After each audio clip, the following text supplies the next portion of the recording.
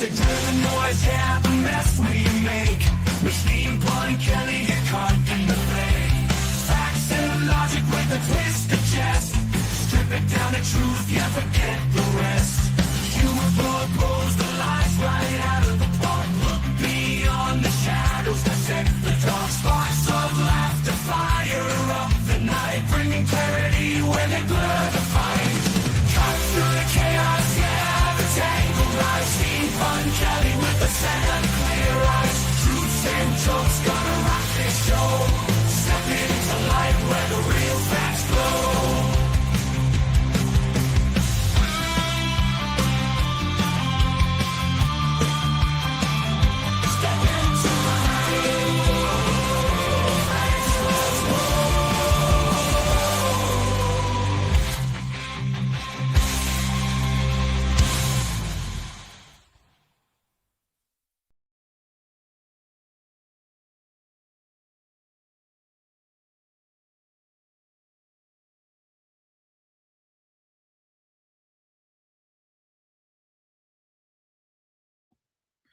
There we go. Hello. Happy State of the Union address. Hope you're having a wonderful, wonderful State of the Union day. So, can you hear me? Are you? Oh.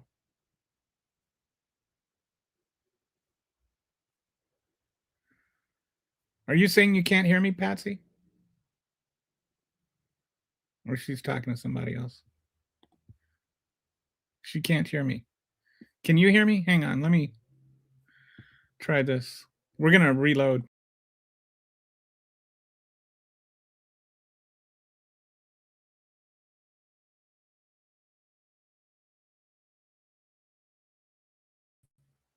Can you hear me now? All right. Let's try this again, people. Happy State of the Union address to you. It's going to be a very wonderful State of the Union day, I'm sure. Interesting. No Twitter. Did I not lose? Why not?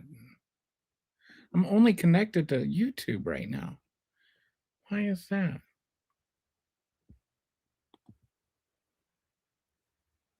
Huh. Well, that's interesting. Anyway, guess we're gonna have a. I don't know. I lost all my feeds except for YouTube. Oh well. So we'll just do it this way. Happy State of the Union. I have a prediction for you, Patsy. You want to hear my prediction about the address tonight? I think Donald Trump is going to say at least one thing that isn't true. Is that a safe bet? Do we have an over/under on the number of lies he will tell today? That is so crazy. Anyway. Hi, Day Lynn Mastrapa. Wonder why. Huh. Let me see something here.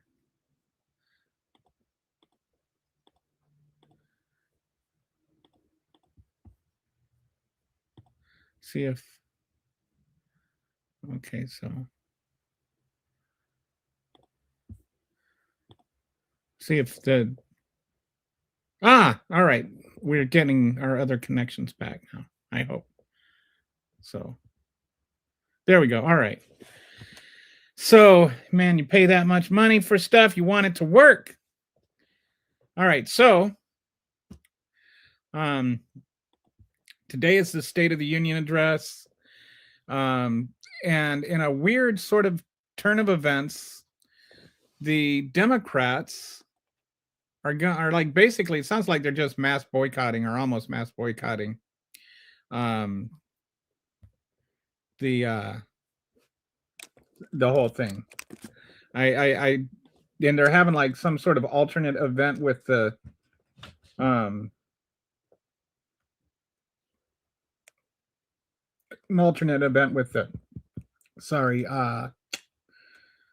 the rebuttal or whatever.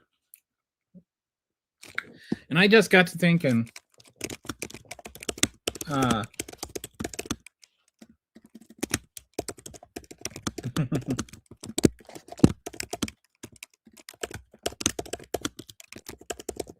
Like I was thinking about some of the rebuttals we've seen in the past. Remember, Katie Britt launched 1,000 Saturday Night Live skits.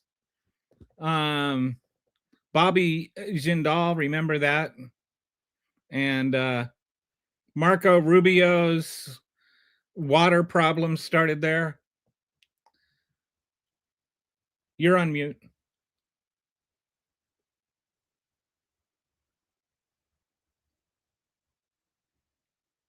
I can't hear you.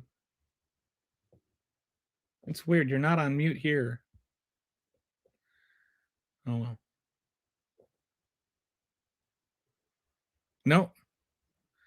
We're having all kinds of connections. Maybe refresh your browser and see if that works. So, hey, Gary. So I got to wondering if there's ever been, I guess Al Gore gave a good response in 1982. They were both part of, so that was a group response. I just asked Claude about Oh, Have you ever heard of, you know how the rebuttals, they never Mhm. go well, right? You know, and remember Bobby Jindal, mm-hmm. that disaster, and then Marco Rubio, that's when Mm-hmm. the drinking problem started. And Katie Britt, the SNL skits. It's like I started calling her Britt the Skit after that because it was just her name who She's was just who was the person who did her like better than her? ScarJo. ScarJo. I mean, yes, that's it. Mhm. Scarlett Johansson. She Uh-huh. she did it so perfectly. well. Like, so well. I mean, Ah! and I'm just like, why would anybody even want to do that? And so now the Democrats have their thing. So I asked, so you know who gave a good rebuttal? That maybe helped his career a little bit? Bill Clinton. Oh. Bill Clinton's probably the last person that gave a rebuttal that actually resonated. So he was like they're doing tonight with a group response. Mm-hmm. Part of a group response in 1985. Wow. Yeah, they're doing the People's State of the Union. Midas is hosting. Move On is part of it. There's all sorts of stuff. I'm going to do live skeeting of the chat, of the speech. I think Stephanie, what's her name? The one that used to be part of the Trump media team. Mm-hmm. She's going to be doing a live rebuttal with what you're talking about with the Midas Network stuff. So anyway, I think it'll be fun. I always remember MTG and Laura Boebert, Lauren Boebert. Yeah. When they were doing the R, you know. And Mike Johnson was just complaining about how the Republicans would never do this, and it's like, but you like literally did do this, you know. So yeah, that kind of takes the whole would never do this thing to anyway. Got a few comments here. Gary says, "What's up? How are you today?" We're doing good, Gary. Thanks for asking. Hey. Nick Wielden says, horn. Is that a horn or something? No sound, no sound. He can't hear you. See, that was when we were having our technical difficulties. Al Gore invented the internet. Oh, did you? I remember that. I remember that. Do you know the truth behind that? He actually never said he invented the internet. That was, I know that. But what he did say, you know, you would not believe who came to his defense on this. Who? This is where I learned about it. The last person on earth who was like when you think about people that were opposed to the Clintons, and when Gore was president or when Gore was vice president, who was the biggest opposition to the Clintons? The Republicans. And who was the chief Republican? Kenneth Starr? No, Newt Gingrich. Newt Gingrich is the one that actually defended I should get extra points for that today. Yes. So Newt Gingrich. So what it is you probably know this, but the internet was originally, it was a military software. It was for military to be able to have their computers connect together. So like when I was in the Air Force in 1988, I think, was it 88, 87 around? We got our first emails. It was just like to use in the hospital. Like long before most people even heard of it. It started off the whole internet thing, networking computers together and all that stuff. That was originally military software. Then Al Gore, along with some other people, came up with the idea of using that and then building on it to make it public so that it could become, and Al Gore even would talk about how it become a place where you can buy and sell things online and stuff like that. Wow. So he drafted the legislation. He wrote the legislation that actually made the internet happen. I didn't know that. He did not invent the internet, but he kind of did. He did draft legislation that made it possible. So it's like people say that like he's, like it's something preposterous, and it's actually true. And then when you think about the 90s and what really made the economy grow is the internet. So Al Gore actually deserves a lot of credit for the internet. And people use this, Al Gore invented the internet, like they use it like it's a snide thing, but it's actually true. And Newt Gingrich, of all people, Newt Gingrich is the one that defends him on it. So isn't that a crazy thing? It is. I blame Newt for some of the chaos we have now, the trashiness of politics, much more so.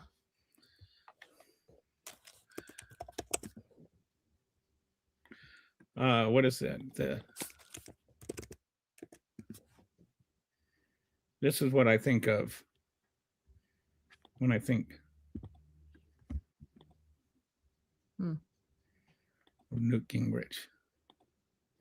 A troll with pustules, syphilitic pustules all over it?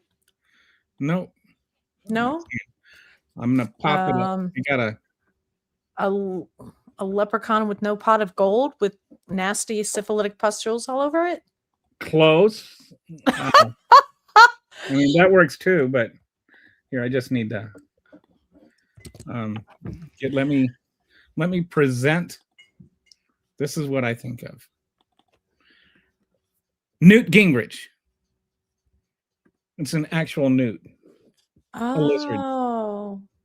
Like a newt. That's much cuter than what I envisioned. It is a little cute to be Newt. It's cute. That's but I think it might be too smart to be Newt Gingrich too. I think it probably is offended by you now, and you're going to end up little newts eating your toes at night. Gary says there's more than enough blame to go around everybody. That's fair. That's fair. But some people get more than others. And Newt Gingrich was kind of a dick, and he's become more of a dick. He's definitely a dick. I would use a different word, probably one I would similarly use for Andrew, the former prince. Andrew. Sure. So Gary, I'm gonna just shoot through a couple of things, but the main focus is going to be on media bias. I think Gary wants me to hustle along here and get to the meat, Kelly. He doesn't care about the rest of us. Okay. No more small talk. Doesn't need lubrication. Just raw dog right in there. So before I go into the main thing, I did want to talk a little tiny bit about a couple of other things. Well, one other thing. This story that even Kitty was too busy wrapped up in the Epstein stuff to hear about the new Epstein stuff. And there's a new story out where there was the Trump administration buried some allegation stuff about him in their release of the Epstein files. And apparently in 1983, there was this girl that was 13 years old that she says Trump. So here, I'll share with you my screen. This is kind of a, whoops. Okay.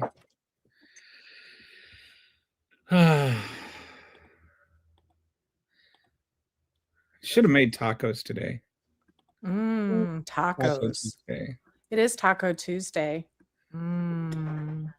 And guess who's, I mean, is there a connection? I know. I went there too. Taco State of the Union Day or something. I love that. Okay, is this the one? All right, so today the NPR and along with MSNBC has corroborated this. Based on what NPR's investigation today revealed today, the FBI intentionally circulated Epstein-related allegations that are that Trump that mentioned Trump in late July and early August 2025.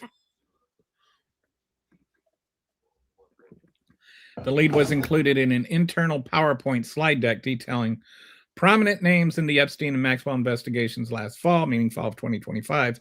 And crucially, the FBI interviewed this accuser 4 times. So this, oh, whoops. I'm sorry. This is like I had this whole conversation trying to figure out what's going on. Do you ever have conversations with AI? All the time. I think AI is designed to cultivate friendships with us. To suck us in. Yeah. Doesn't AI always say nice things to you? Yes. I'm not always nice to it, though.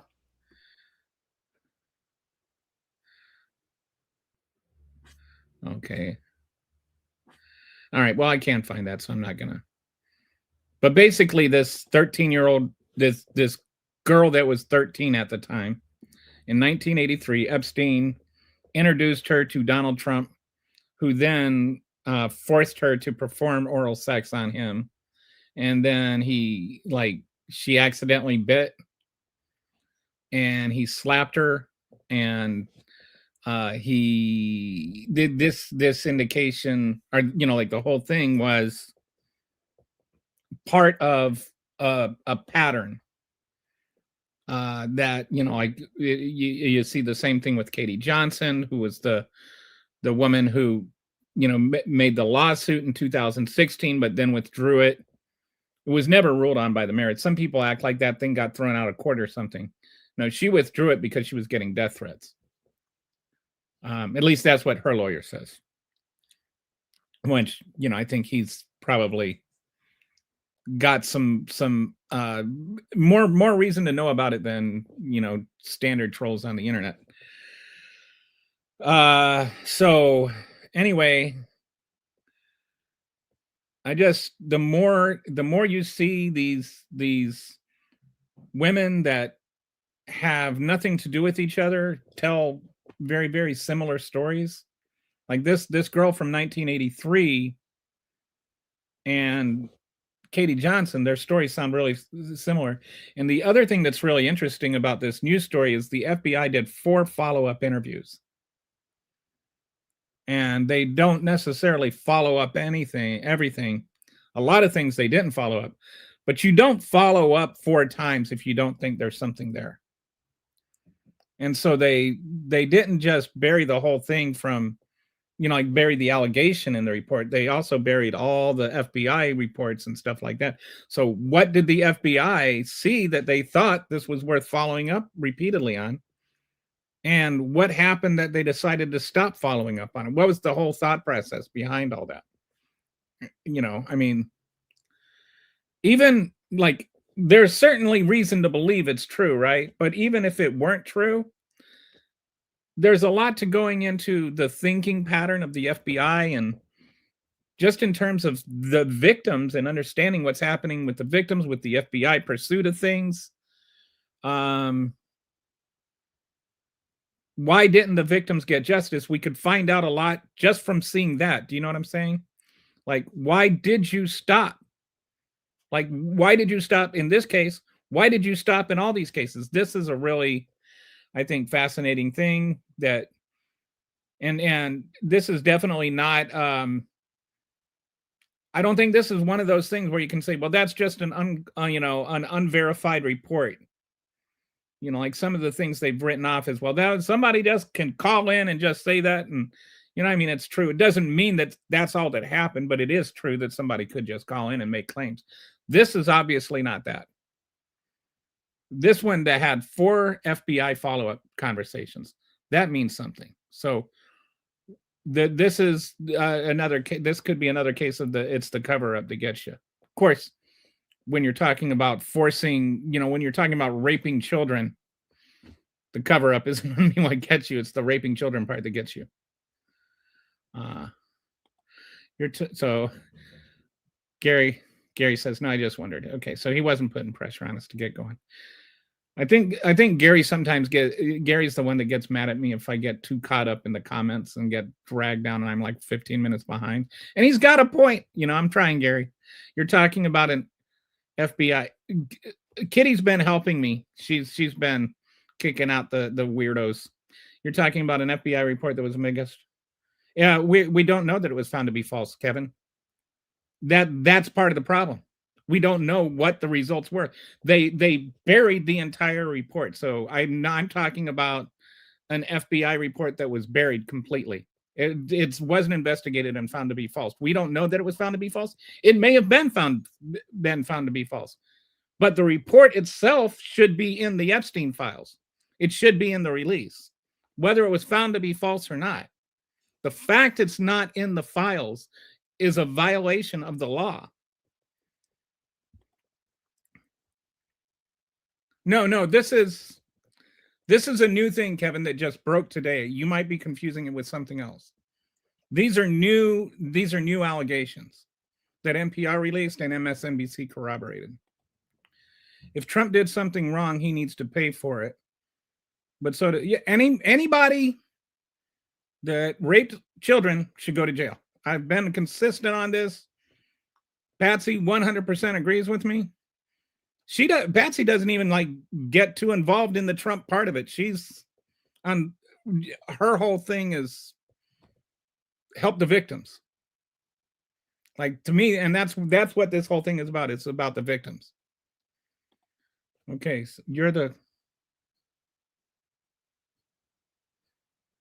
no, that's not the question. Because we know the answer to that, which I've addressed before.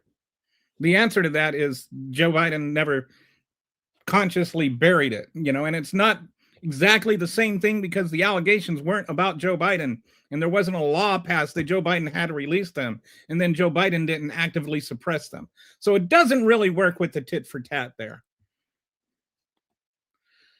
List of perpetrators is long. Everybody that raped children should go to jail. Everybody that assisted in raping children should go to jail. So, that's what the thing I want to bring out about that is just more and more there is a consistency of these stories between people that had no idea about each other's stories.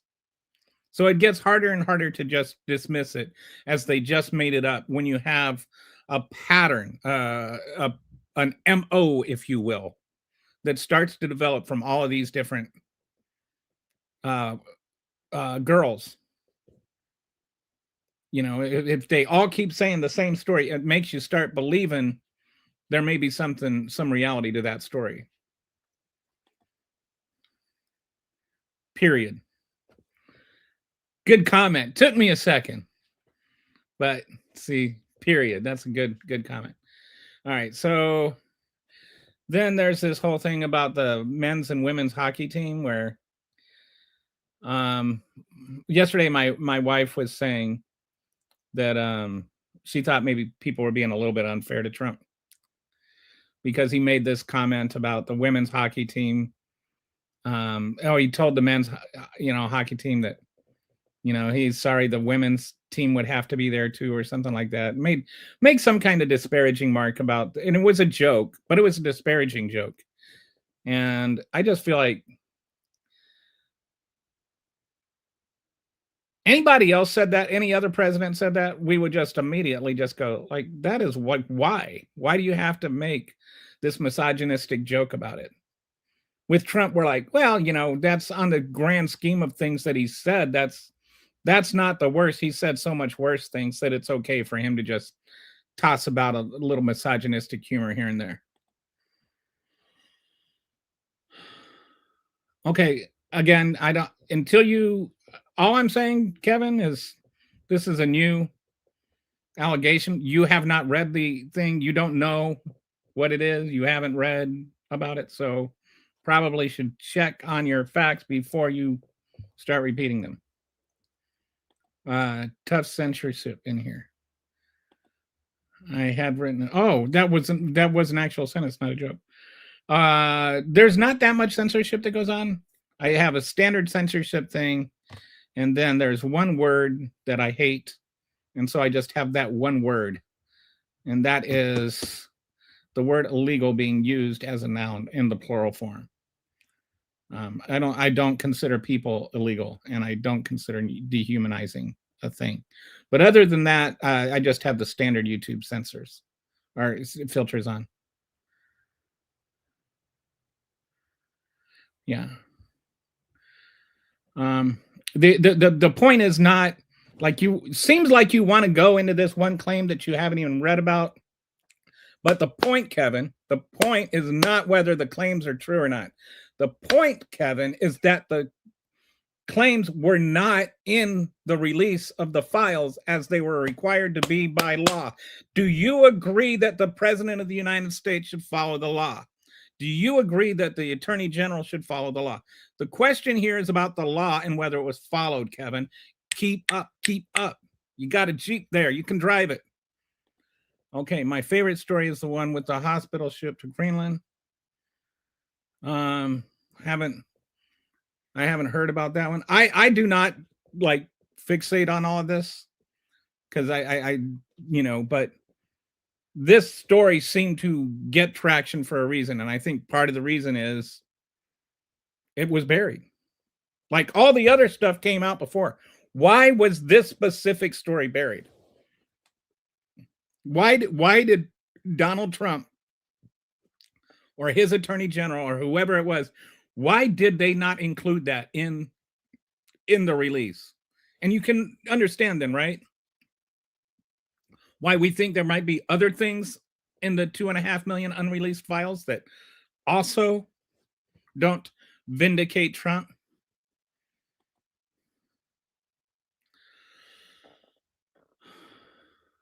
Trump needs to hold no more press conferences, and he shouldn't say anything in public until he's out of office. There would be some humor to that. I wonder if he's going to take a nap during this State of the Union tonight. Yeah, that's the one I'm talking about, Kevin. But again, this is not this was not part of the release. That's why it's news. I tried to write something 5 times and it wasn't illegal. It must be okay. Yeah, I only have the one. I personally entered that word. That's it. Okay, but that's not relevant, Kevin. Okay. It's not me also. I haven't removed or deleted any comments today yet. Yeah. Just so you know. Just getting the period. Like I thought he was making a joke. Like I thought so too. I thought it was hilarious. So, you know, for passive comedy. For you know, if you committed, you know, if you rape children, you should go to jail. Period. Actually, I'm going to use that in the future. Uh-oh. I don't know what I did. I'm sorry. I press buttons. I believe everybody in power should do the right thing and do what they're supposed to do. But that is not going to happen very often. No, it is not. And, oh, did you mute yourself? Okay. Let's do this. There we go. I don't know what post I don't have any idea.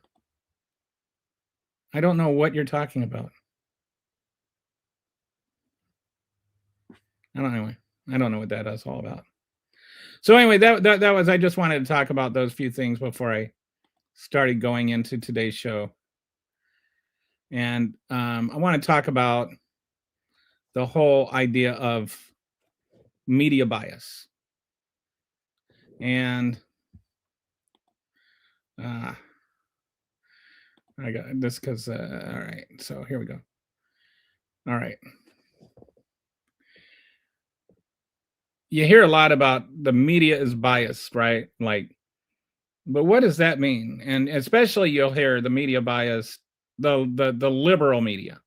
Usually when you hear about biased media, you're talking about the mainstream media and the liberal bias in the mainstream media, and not about the obvious bias in like Fox News or OAN. You know, somehow those things never get equated with media bias because they're so over the top bias. I think, you know, that people don't feel like they need to consider those the things, even though those are the things that they watch to avoid watching the biased media. So, you know, it's like, I think if you're a sports fan, are you a sports fan, Kitty? You know, so let's say you're a sports fan in Seattle. I wrote about basketball for 15 years. So, you know, I've got some experience in this. And when I lived in Chicago and I wrote about the Bulls, then I would be accused of a Bulls bias. You're just biased for the Bulls. And I would also be biased against all the other teams. And then I moved to, you know, Texas, and I started covering the Rockets. And then I had a Rockets bias, and I was biased against all the other teams. You know, it's just because that was the team I wrote about, I must be biased. And I think that the word bias, we need to understand what the word bias means. Bias means like an unfair slant. It doesn't mean that you just have an opinion. And so, like, I was thinking of a good example is, let's say the topic is slavery. And so we got this idea, right? That somewhere in the middle is what matters, right? That you're not biased if you're in the middle. And so let's talk about the topic of slavery. And you say, okay, I'm against slavery. And then you'd have somebody say, no, I'm for slavery. And then you'd have the center come in and say, I'm for indentured servitude. You know, and it's like that's somewhere in the middle between slavery and not slavery. And I'm using this as an example, not because some smear against the right, because I think that probably everybody listening and or watching is against slavery.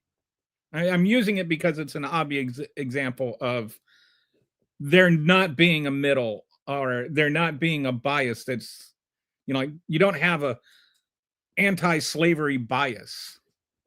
You just have an anti-slavery opinion. So you can have like an informed opinion about something. That doesn't make it a bias. What makes something a bias is if it's an unfair thing.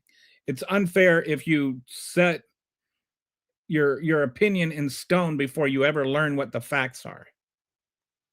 You know, if you're on a jury trial and you decide the guy is guilty or innocent before the lawyers ever spoke a word, that's biased. If you decide that the person is innocent or guilty after both sides have presented all their cases, that's just an informed opinion. And I think sometimes we take bias and informed opinion and we kind of lump them together into the same thing. So then we just say it's a left bias or a right bias. If your informed opinion is conservative, you don't have a right bias. If your informed opinion is left bias, is left, that's not a bias. What's a bias is just, I believe a certain thing, I will stay this way no matter what. I don't care what the facts are. Setting aside the facts is a bias. And setting aside the facts, if you're a news network, that is a bias. So let's talk about the difference. You know, you have your MSNBC, so-called liberal media. They're different. There's a scale here, right? MSNBC, CNN, New York Times, Washington Post, NPR. All of those are accused of being liberal media. NPR is not liberal. MSNBC is liberal. On the right, you have Fox News, Breitbart, the New York Post, the Daily Caller, and OAN. But like Fox News is not the opposite of MSNBC. And we'll get into all of that, what all of that means, and why I think we need to be really careful before we talk about media bias or, well, what about CNN? I don't even watch CNN. I don't like CNN. So the way I wanted to talk about this, I thought about this. There was a lawsuit against Rachel Maddow. OAN sued Rachel Maddow for defamation. And Karen McDougal sued Tucker Carlson for defamation. And in a lot of ways, if you look at it on the surface, there's a similarity. With Rachel Maddow's lawsuit, it got thrown out of court because they said, well, she's a media pundit. Nobody expects her to be, like, people know that she's going to give opinions. And so the judge threw it out of court without ever hearing the merits. McDougal versus Carlson, they said, well, nobody watches Fox News. Nobody watches this show to actually get informed. This is an entertainment. The actual legal defense presented by Tucker Carlson is he's not really a news show. He's an entertainment show. So no reasonable person is watching Fox News to be informed of things. So somebody could look at, and then they say, see, they're both just saying what they think. They both are just saying their opinions. They both got sued for saying something wrong. And in both cases, it got thrown out of court. So you could look at it on a surface level and think that these things are equivalent. But let's peel back the onion a little bit.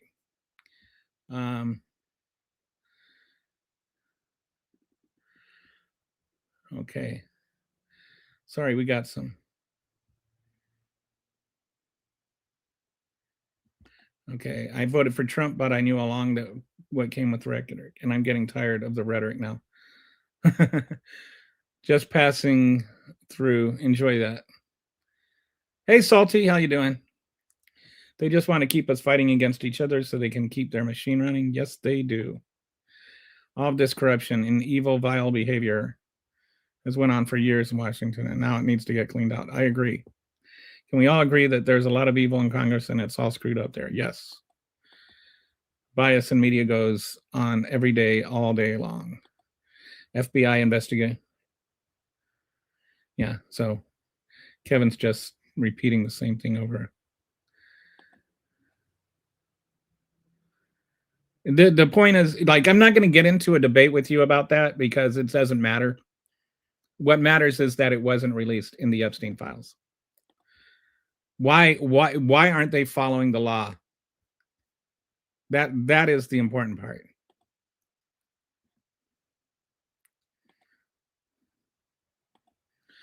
So let's take a look at this. So they were both sued. OAN sued Moto over defamation. Karen McDougal sued Carlson for defamation. They were both dismissed. Both cases were dismissed by federal judges on similar grounds. And both courts found reasonable viewers understand these are opinion programs, not straight news. So if you this feeds the whole they're opposite sides of the same kind of bias. Tucker Carlson's audience is biased. Tucker Carlson is biased. Rachel Maddow's audience is biased. Rachel Maddow is biased. But what Rachel Maddow was sued for and what Tucker Carlson was sued for are very different things. And that is the, first thing we need to consider. What Rachel Maddow said is OAN really, literally is paid Russian propaganda.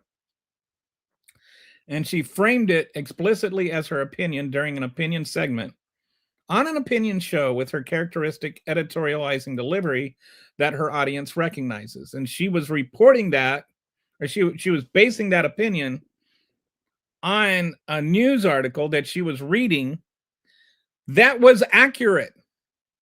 What she was saying was actually true. One big thing about that, you can't lose a defamation case for saying something true. It's kind of a big killer on a defamation case. But it got thrown out of court.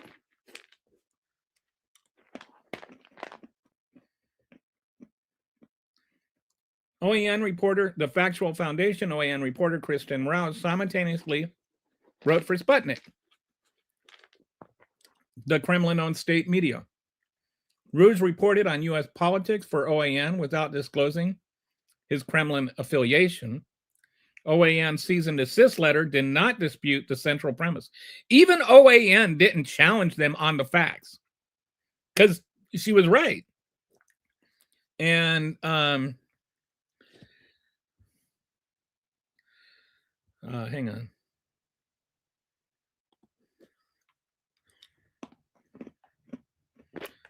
Rouse's OAN segments included Kremlin talking points and fabricated claims. So Maddow won her anti-SLAPP, but she would have if the court had not, if the judge had not thrown it out of court, she would have won on the merits. So that's kind of a big difference. What she said was actually true. It's hard to like talk about an unfair bias if you're talking about something that's true.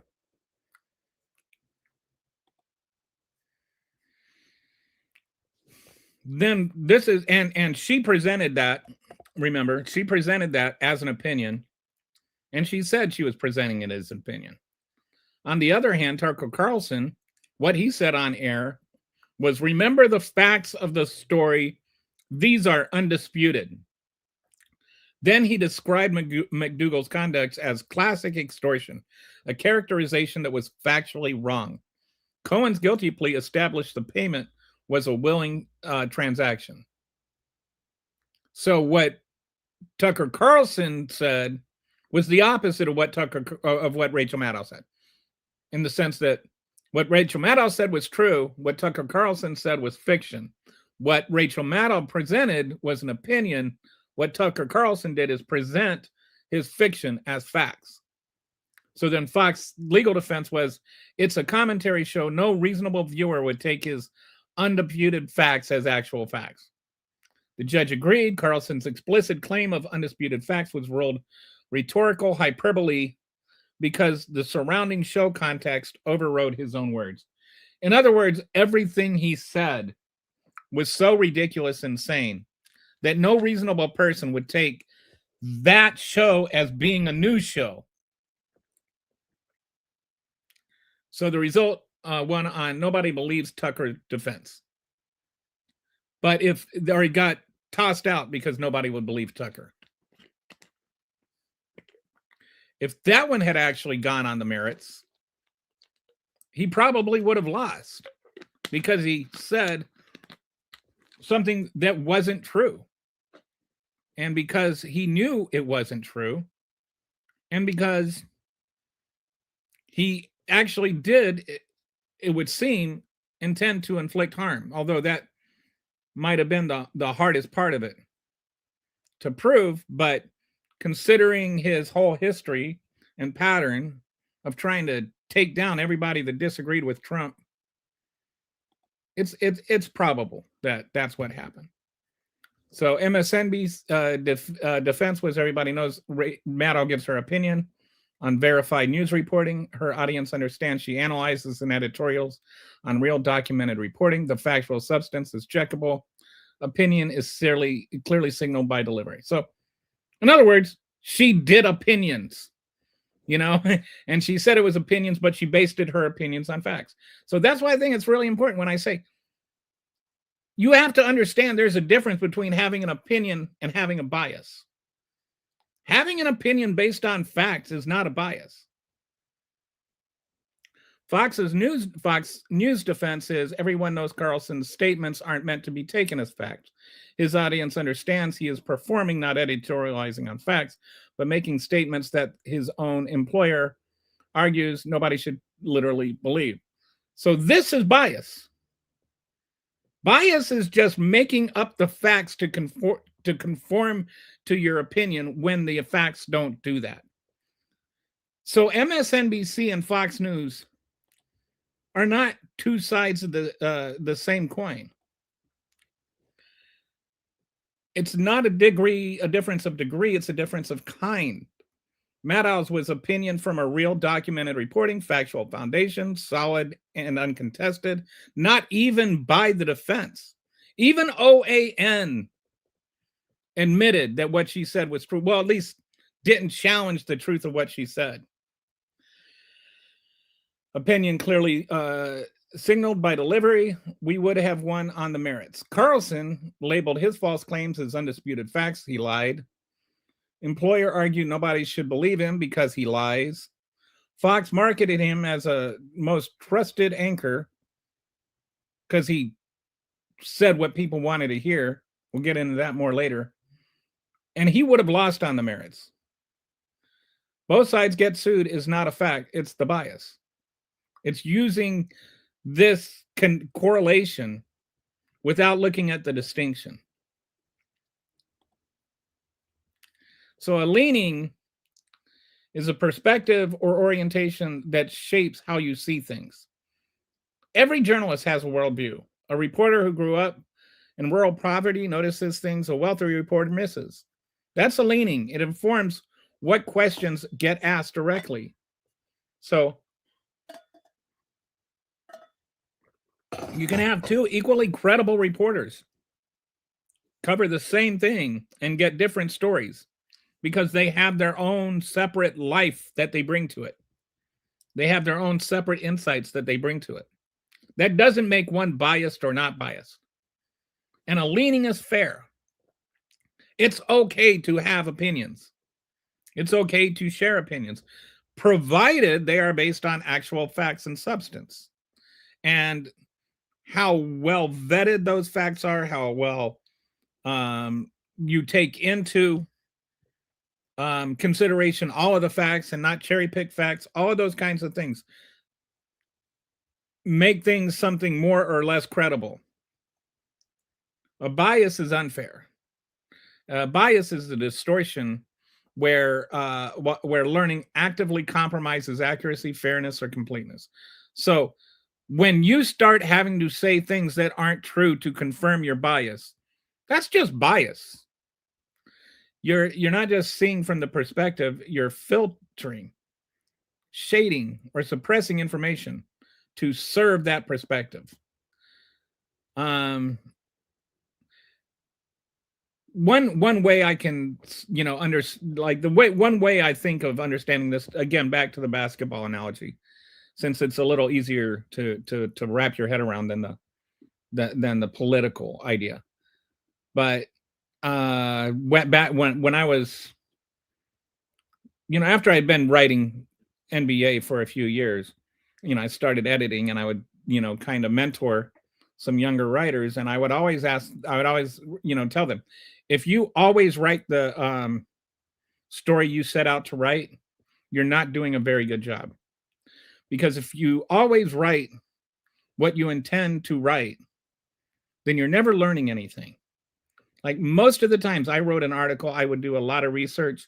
And in the research, I would actually learn things and I would refine my opinion. One time, I even wrote the opposite article that I thought I was going to write because as I was investigating, as I was researching, I learned, and then that learning brought me to an opposite viewpoint of what I initially had. So that's the difference between having a leaning and having a bias. Is if you have a leaning, you're learning. And if you have a bias, you're just reinforcing your own opinion all the time. Okay, so that's the first aspect. And so I'm going to go through and look at some comments. Are you implying that Tucker wasn't trying to cause harm, but I'm implying that Tucker, yeah, I'm not implying that. I'm implicitly stating it. Tucker was trying to cause harm, and Maddow was not trying to cause harm. I hope that clears things up. Okay. She said it was her opinion. Yeah, she did. And OAN was Russian propaganda. Like, you're missing that part of it. She was reading a news article that revealed there was this guy that was literally a Russian propagandist that worked for OAN. And then she laughed and said, OAN is literally Russian propaganda. When you have Russian propagandists working for your network, you can be fairly defined as Russian propaganda. Yes, because it was literally Russian propaganda. See, this is what I'm saying. That might seem extreme, but the fact it's true makes it a leaning and not a bias. News media, the fourth wing of government.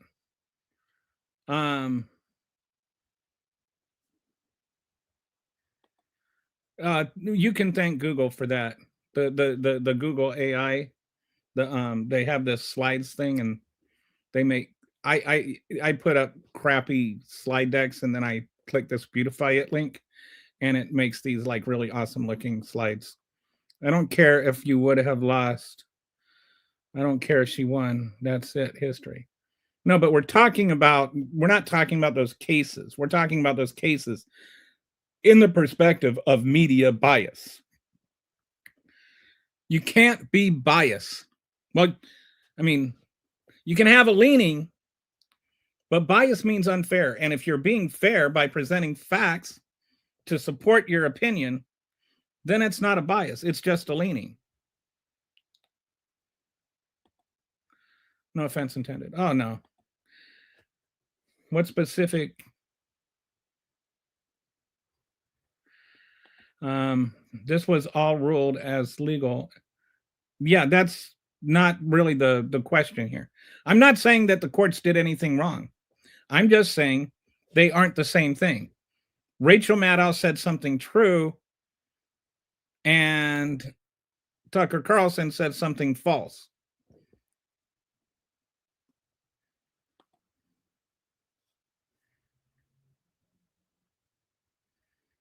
Okay, everything you say has to be fair, like if you're a lawyer, because it will be scrutinized from daylight to dusk. And I think that what happened is that now we've gotten to a point where people can't distinguish between truth and something that goes against their bias.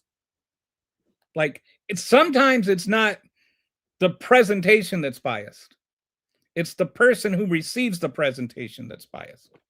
So if you are biased and then somebody presents to you evidence that proves your bias is wrong, then you can just lash out and say that they're biased. You got this knee-jerk response to anything that you disagree with. Not you, Gary. I just mean like the royal you.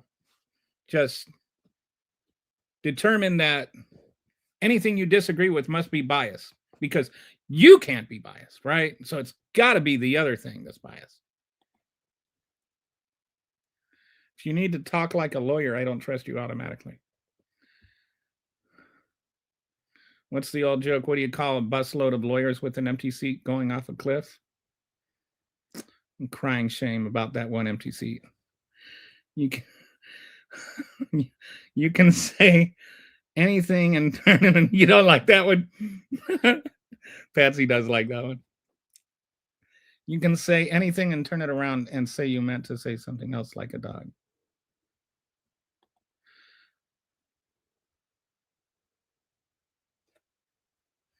So that's actually a good point. That's what we call a backhanded compliment.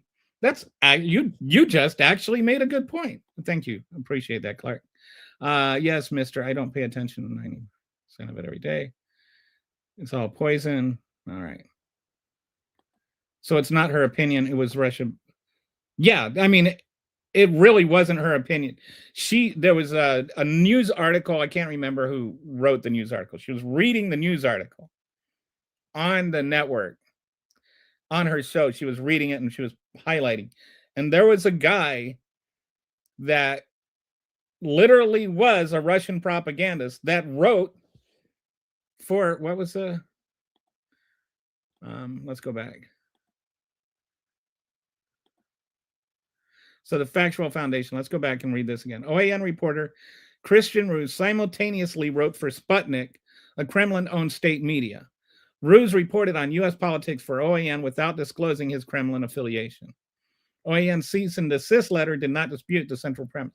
So she was reading this breaking news about this Ruse guy who was literally a Russian propagandist. Like, he got paid by Sputnik, the Russian propaganda news network.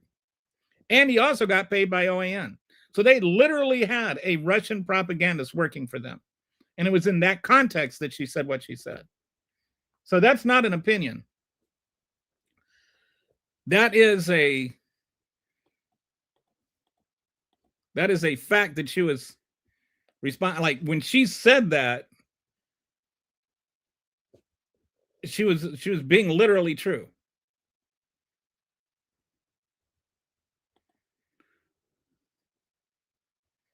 Okay, where'd I? Just because a single author at OAN.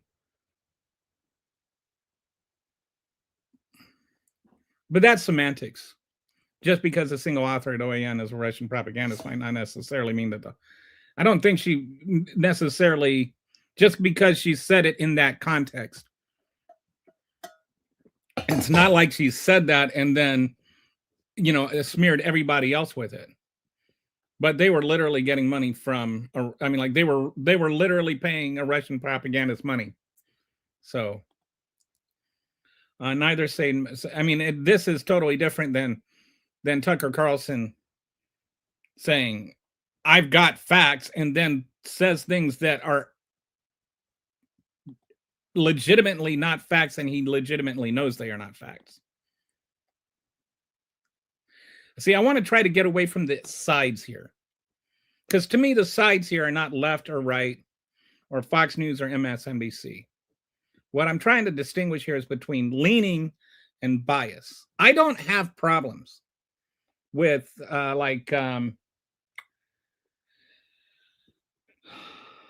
Politico, I think. There are some right-leaning news organizations that still are grounded in facts, and they interpret what they see based on those facts. I don't have a problem with those kind of things. I don't have a problem with somebody that disagrees with me and presents a different opinion, as long as those things are presented, as long as they stay grounded in facts. Fox News does not stay grounded in facts. That's my issue.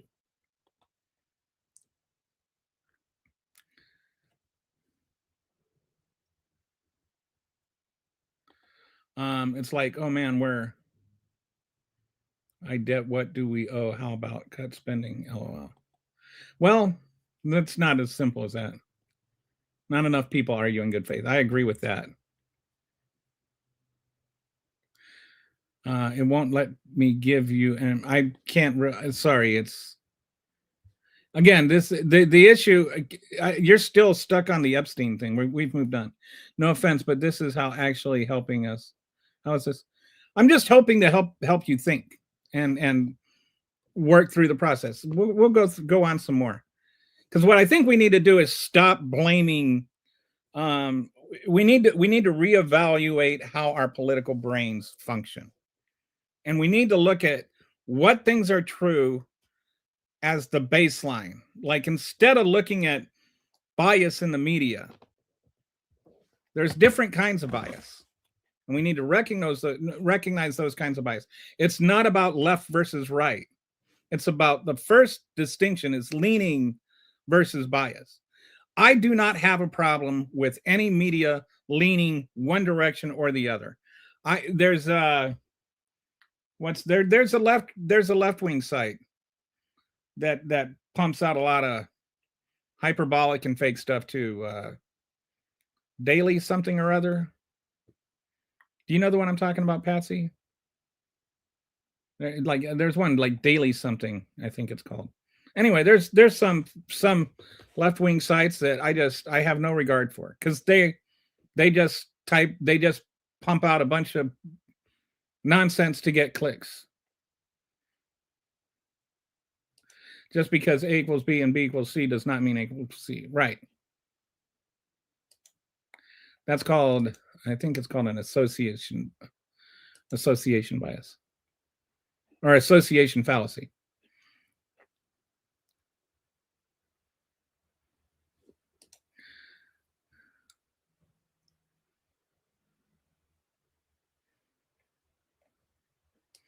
Libertarians are the only small, but I'll say they are.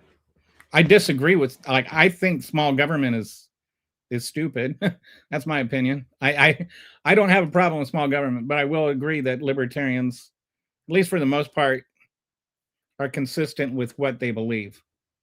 Like, you get some conservatives that are supporting Trump, and I'm like, so are you a Trump supporter or are you a conservative? Those two things do not coincide. Same thing with the libertarian Trump supporters.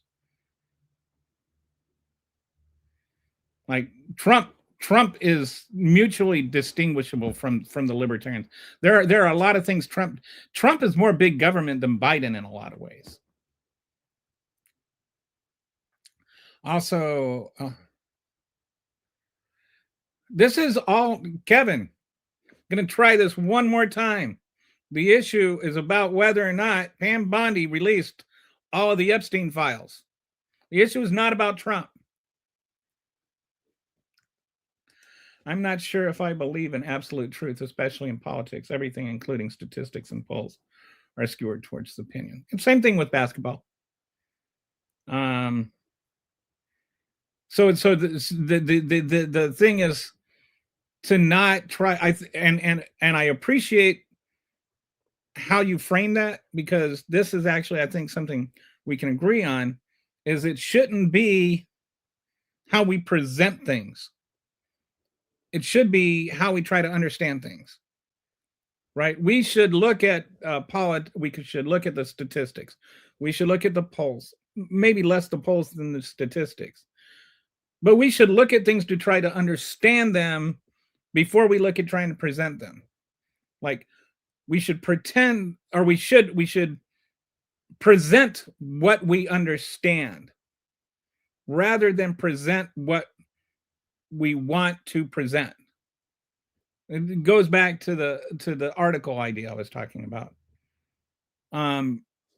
If you are honest with yourself, forget about being honest with anybody else. But if you're being honest with yourself, sometimes you will change your mind. That's what in the olden days we used to call learning.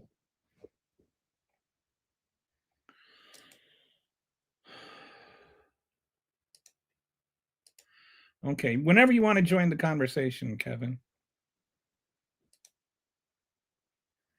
All right, I'll let you take care of that one, Kitty. I prefer simple street talk. Show me who you hang with, and I'll show you who you are. I will never forgive Trump for PPP loans and stimmy checks. So you are a true libertarian. Most statistics come from research studies that are done at colleges with research grants. Well, where would you prefer they come from? Like, all studies are done by somebody, and all studies are paid for by somebody. So by your logic, all studies have an inherent bias, based on whoever is funding it. So I think this is where, bias, we need to learn about the difference. Like, this is where we need to distinguish between what bias actually means and what it doesn't actually mean. Does that mean that all studies are inherently unfair? Like, then you're talking about, like, the process of studying is inherently unfair. Bias is unfair. Bias means unfair. You can have a leaning, you can have an opinion that is totally fair to have.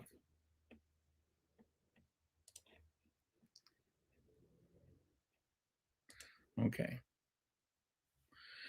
So now the next thing is, want to talk about the whole. The next thing we talk about is when it comes to bias. And I think for this one, rather than MSNBC, I'd like to present CNN as a counterexample.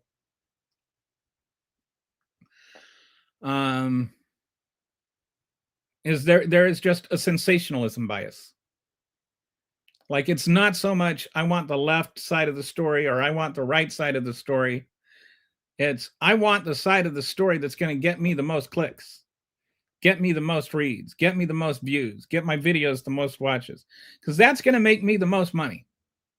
All that ad revenue comes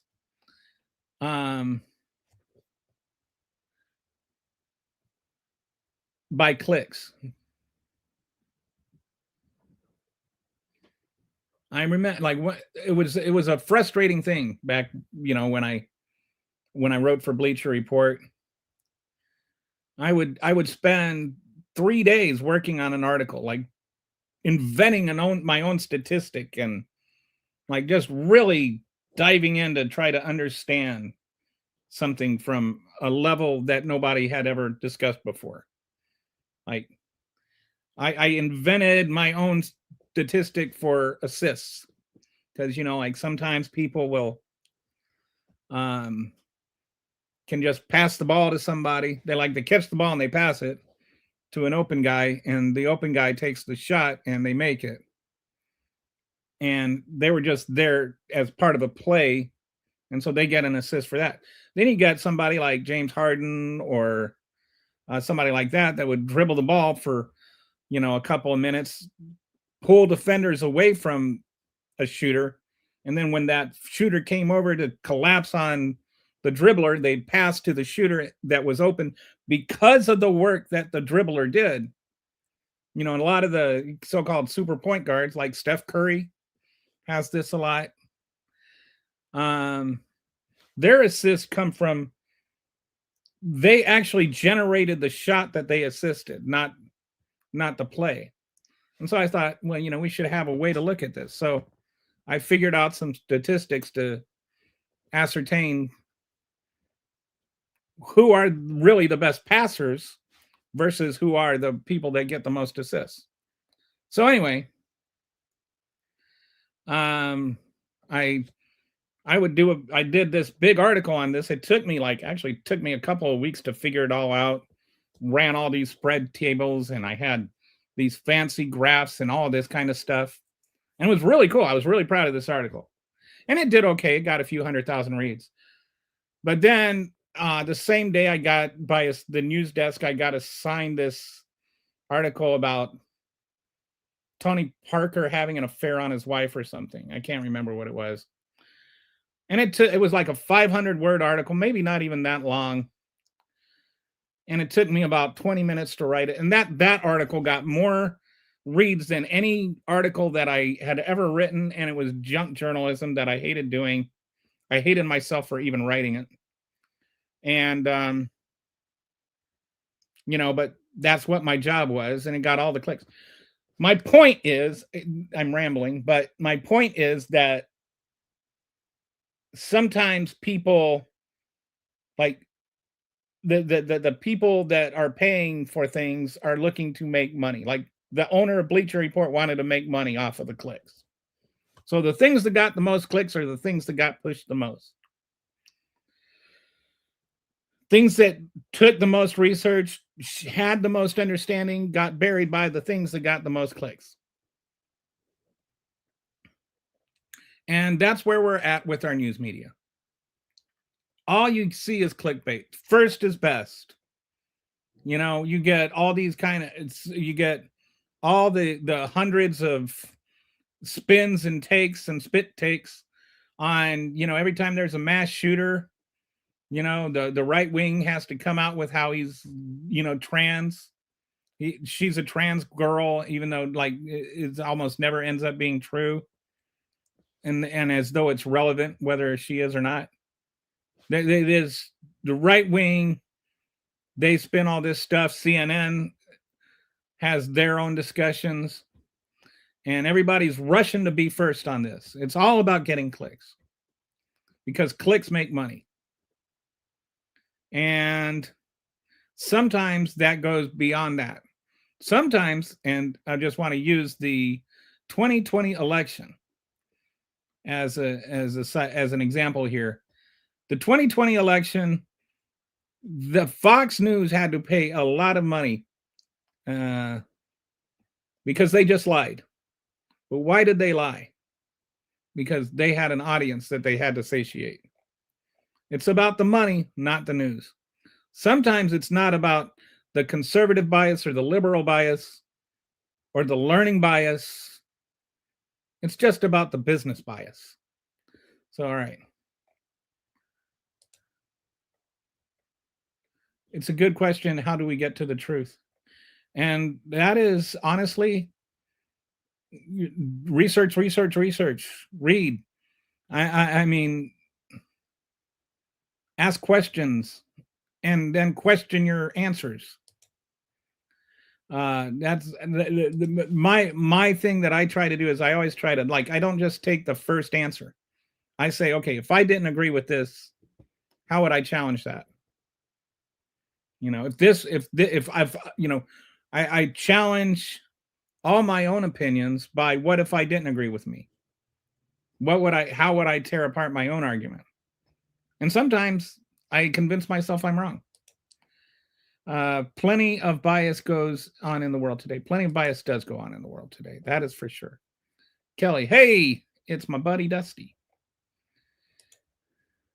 Back in the day when I grew up, I remember that. Now it's called, you ever tried to get Grok to say the word lie?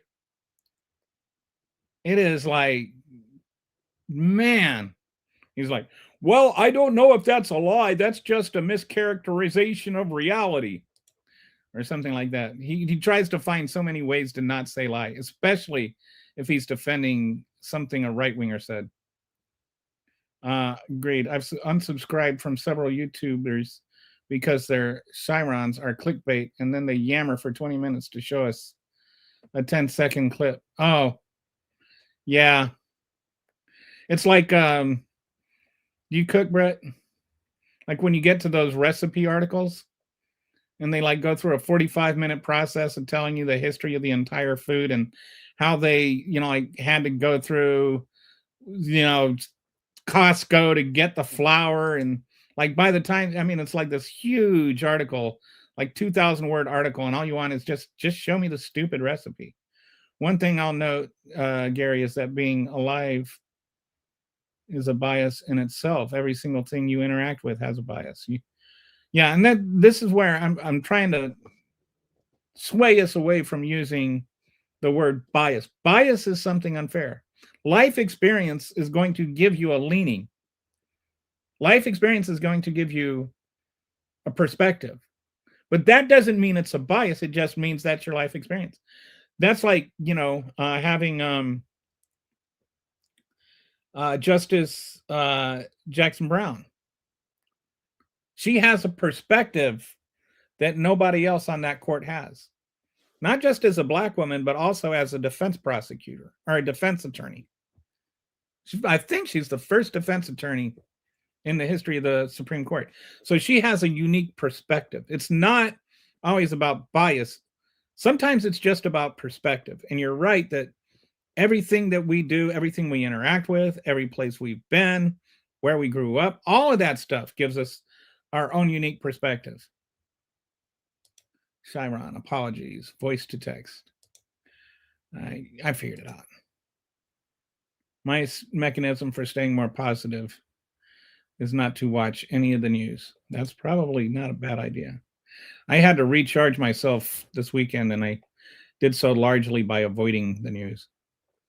By the way, man, if you guys haven't watched the Night of the Seven Kingdoms, that's a good show. It's the whole thing's up, so if you can watch, if you want to marathon the whole thing, you can. I genuinely have been trying to curate my feed to smaller channels and professors that have been scruggly. I just recorded my school lecture vibe. Scruggly. I don't know that word. What does that mean? Is that a typo or a word? Scruggly. I like the sound of it. If it's not a word, it should be. Just because. Internet slang for a character or creature that is disheveled, messy, or scruffy, yet still considered. Oh, am I scruggly? Do I have the scruggly vibe? I have the beard, but I don't know if that's scraggly. I do try to trim it every once in a while.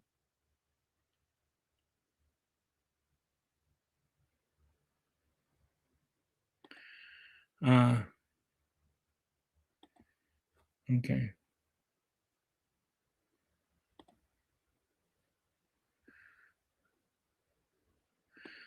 Show biased in mainstream media. I don't know what you're talking about.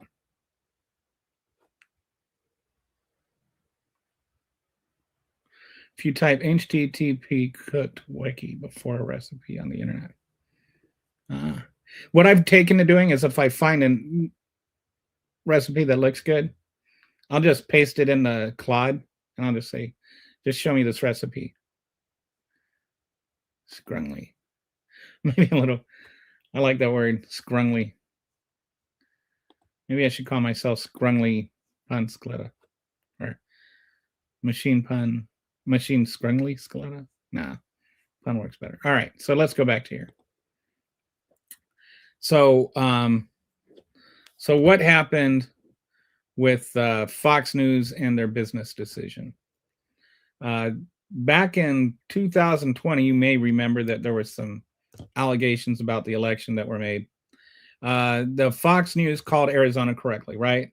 And so then when that happened, all their viewers ran to Newsmax. You know, they're like, oh, if you're going to start reporting reality instead of just what we want to hear, we're not going to watch you anymore.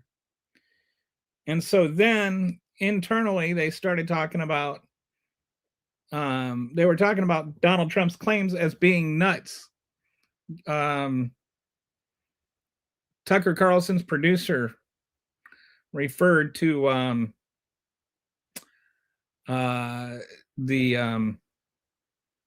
referred to them as a bunch of cousin fornicators, except he didn't say fornicators.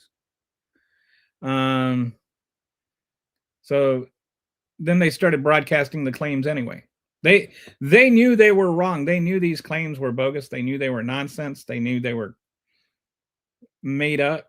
They knew that Trump was lying, but they continued broadcasting them because it was a business decision. Oh, whoops. All right. So Tucker Carlson told his producer, Sidney Powell, is lying. She's a bleeping bit.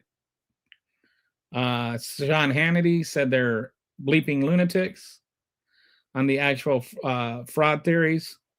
Tucker Carlson, again, I hate him, meaning Donald Trump, passionately. There really isn't an inside to Trump, and isn't an upside to Trump. So this is what they were saying privately. When they had this lawsuit and discovery they were able to look at all these DMs they had to one another, and the things they were saying on the air were not the same things that they were saying to one another privately. They knew they were lying, but they were lying as a business decision. So what they told viewers is Carlson repeatedly platformed Powell's election fraud claims on his primetime show, even though that he knew she was lying. The whole narrative that Sidney was pushing, I did not believe it for 1 second. He said this in a deposition, not on air. What he did say on air is Donald Trump may be the greatest president that ever will be. I'm sorry, the whole narrative that Sidney was pushing, I did not believe it for 1 second. I think that's what Sean Hannity said. All right. So Tucker Carlson's producer said, it is so insane, but our viewers believe it. So addressing again how her stupid Venezuela affidavit isn't proof might insult them. So they know it's insane. They knew it was insane. They knew the audience believed it. And they chose not to correct them because correction would cost viewers. It came to a choice between reporting the evidence, reporting the actual news, and just telling Fox viewers what they wanted to hear. And they chose the latter. All right. This is what I'm saying is a difference between leaning and bias. Their bias was not, in this case, wasn't necessarily right-wing bias. It was money bias. They chose the money over the truth. It was about commerce, not ideology. Do you follow me? They were in it for the money, not for the reporting. So let me just. Fox News broadcasts false claims because it hosts are ideologically committed conservatives who genuinely believe they're helping their side. That's what we think, right? That's how we want to present it. But that's not what they're doing. And I'd say it got worse after that. It was bad. But I think 2020, I started thinking about that. I was looking at this a little bit, and I was thinking about 2012 versus 2020. In 2012,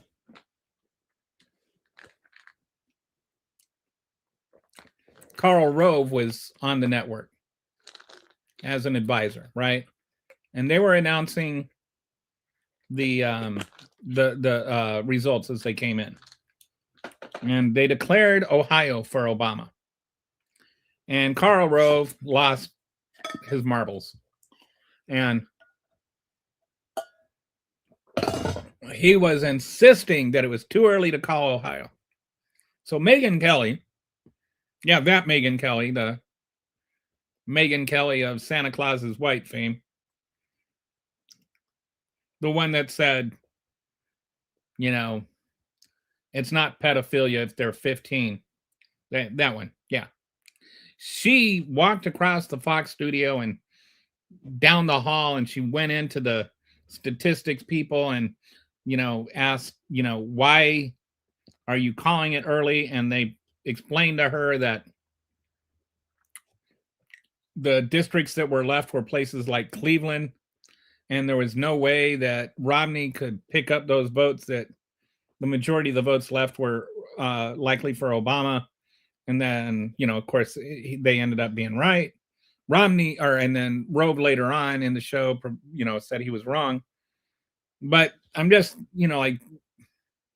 compare 2012 to 2020. And what happened in the aftermath of 2020.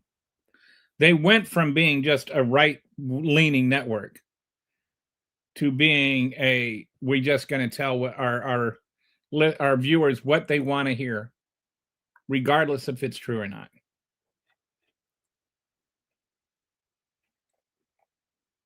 Okay. All right. I don't need to kick my shoes off. I can't concentrate. Oh, I think I need to kick my shoes off. All right. Nice seeing you, Brett. It's quite alarming that major news is not giving over blue butterfly zones in the concentration camps in Texas. Major news didn't talk about Linda Davis and so many others. I don't know about Linda Davis. There is something about that too, like what news talks about and what news doesn't talk about, which we'll talk about that in a little bit. In the different contexts. So I think we've established that a lot of these, I think we've established that Fox News lied to us on a regular basis. Let's not, like OAN, let's not make everybody guilty of what Fox News did. As far as I know, of the major networks, the only one that lied to us about the election was Fox News. I'm not counting like Newsmax and OAN as actual news networks.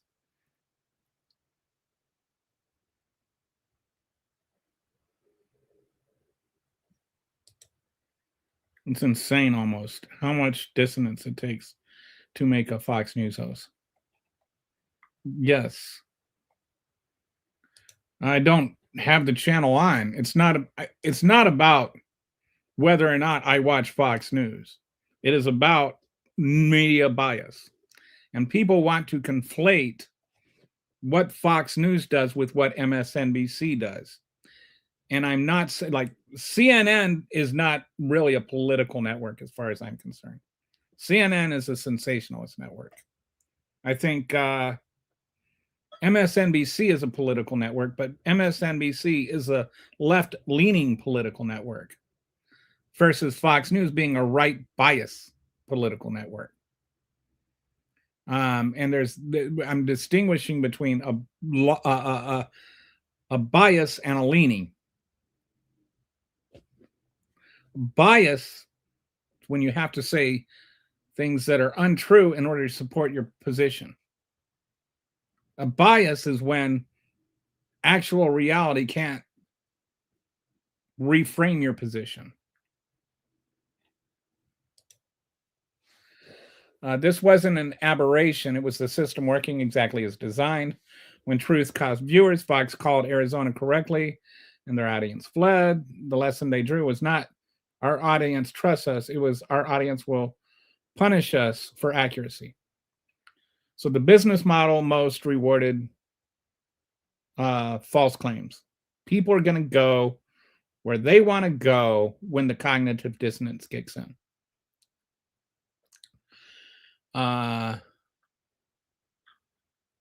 Then when they started lying, when Fox News started lying, the viewers started coming back.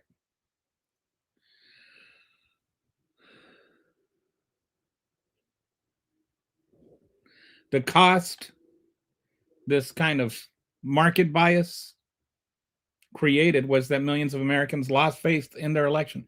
You still have people, a significant percentage of the population, that believes that the elections were stolen, even though it just wasn't. It just wasn't. There's no facts behind that at all.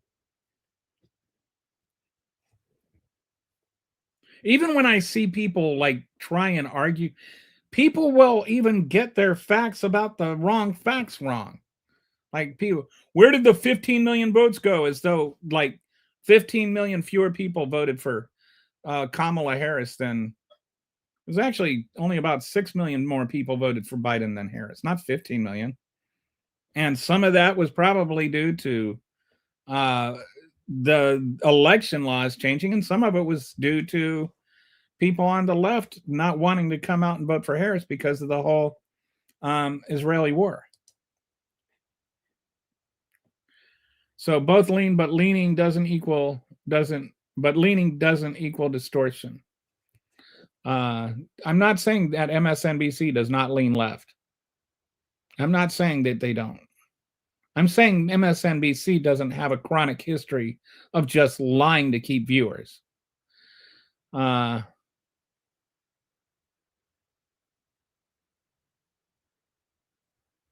like If you think of it, you're driving down the street and one person might drift left occasionally and gets a little sleepy at the wheel and then tugs back into the road. The other one is just goes completely off the road. All right. So Fox News is going completely off the road. MSNBC sometimes gets a little sleepy behind the wheel. And I'm just saying this based on actual history of lawsuits and whatnot.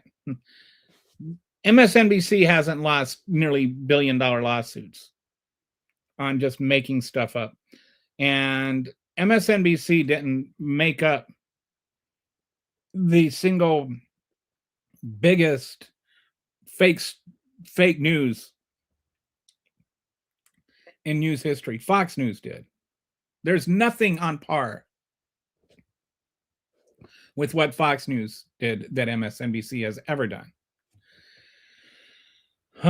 Broad subscriptions.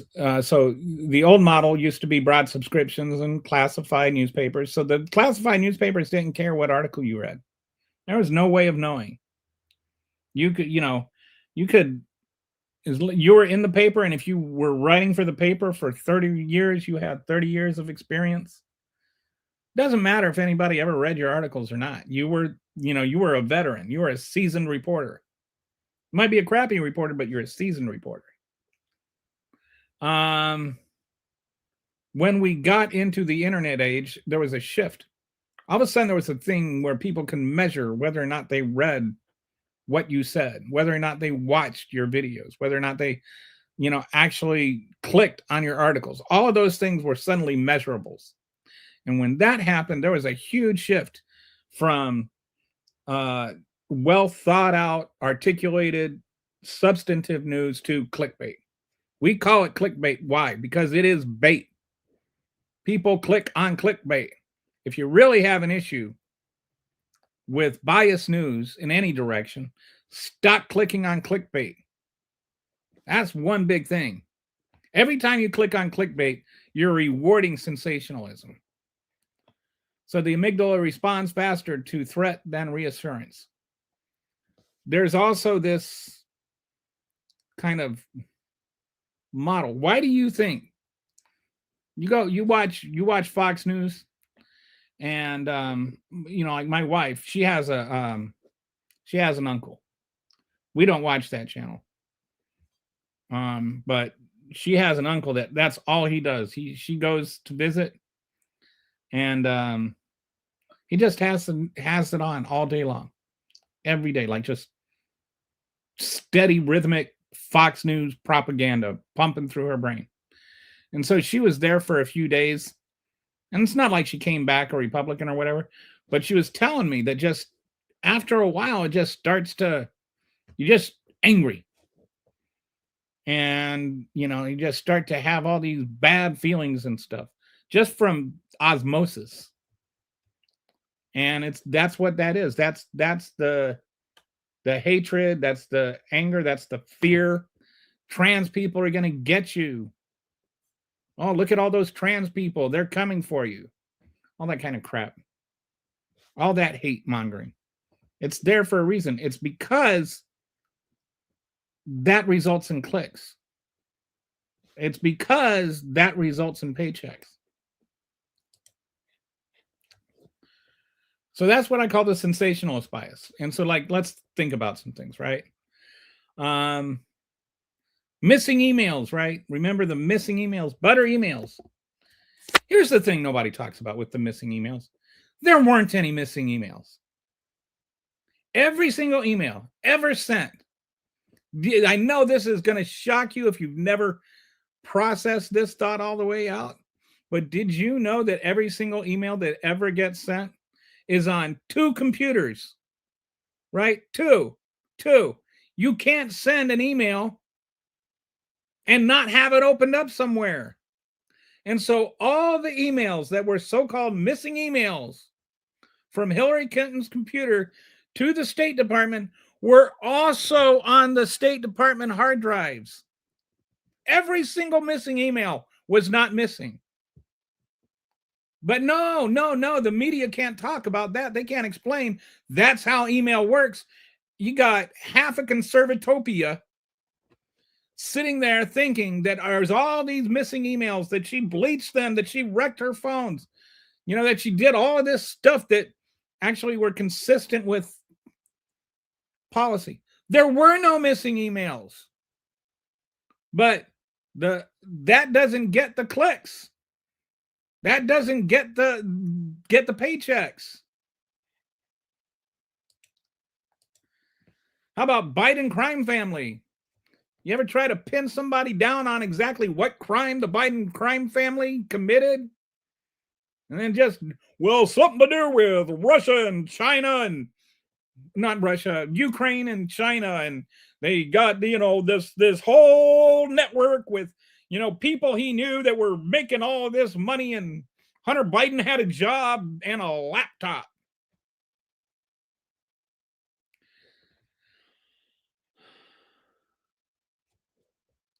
There's nothing there verified. They can't tell you what the single crime is. But boy, did Biden crime family live on Fox News for 4 years. And then how about the Americans crushed by Biden's economy? There was worldwide inflation going on, and it was lower in the US than most countries, especially most of the developed countries. If you go and you look at the CBO report from 2020, after all of the jobs were lost during the pandemic, they were saying, if you read it, because this is when the one guy that was asking, what do you do to research? Well, I went and I read the CBO report from 2020. When were jobs supposed to be recovered? And they were saying if unemployment got down to 6% by 2024, that would be the most realistic measure. Nobody thought it was going to be back below 4% by the end of the year. But that's where Biden got it. And then you've got to think about this all the way through. They blame him for inflation, but then they say the jobs just came back all on their own. But those two things are not consistent. Because the reason you would blame him for inflation is for him supercharging the economy through his stimulus package, which would get the jobs. Then those jobs go out and they spend all this money they got, which is what generates the inflation. It's impossible for his stimulation to cause inflation unless it created jobs. But they wanted to take away credit for his jobs. And if you looked at the fact checks, they would say, well, some of those jobs were just coming back. They were just jobs lost due to the pandemic. And then they would ignore that the inflation was also due to the pandemic.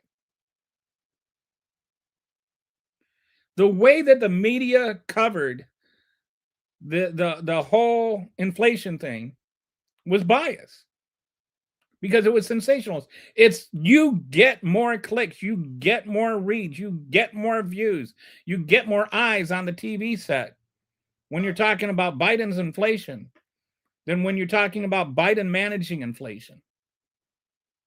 Nobody ever asked Republicans what they were going to do about it. Never saw one question where Donald Trump said what he was going to do about inflation. His answer to inflation was to raise tariffs. And nobody would sit there and point out, Donald, that raises prices. That should have been the talking point instead of Biden's inflation. The talking point should have been Donald Trump went to Wharton and he doesn't know how tariffs work. But that doesn't get the clicks. What the actual news is that the United States managed the post-pandemic recovery better than any country in the world. But we never heard that. Those weren't the news articles. And then you go back to the missing the emails thing. As much as that was reported, the actual irony is that the way that the Republicans make it sound is that the whole Russia scandal was something that was made up by the Democrats so that if Trump won, they could undermine his presidency. As though that makes any sense at all. The butter emails scandal was just nonstop, and we never heard a peep about Trump and Russia. Why wouldn't they just, if this was their whole thing, and James Comey was all anti-Trump and pro-Hillary Clinton, why did Comey have a press conference announcing the reopening of Hillary Clinton's investigation a week before the election and not ever talk about how there was an investigation going on with Trump and Russia? How come? Like an honest question. We talk about media being liberal. Media is sensationalist. People loved to hate Hillary Clinton. That's why they sold it. The actual news was ignored, and what we got was sensationalism. So that's then, like, sensationalism is its own bias.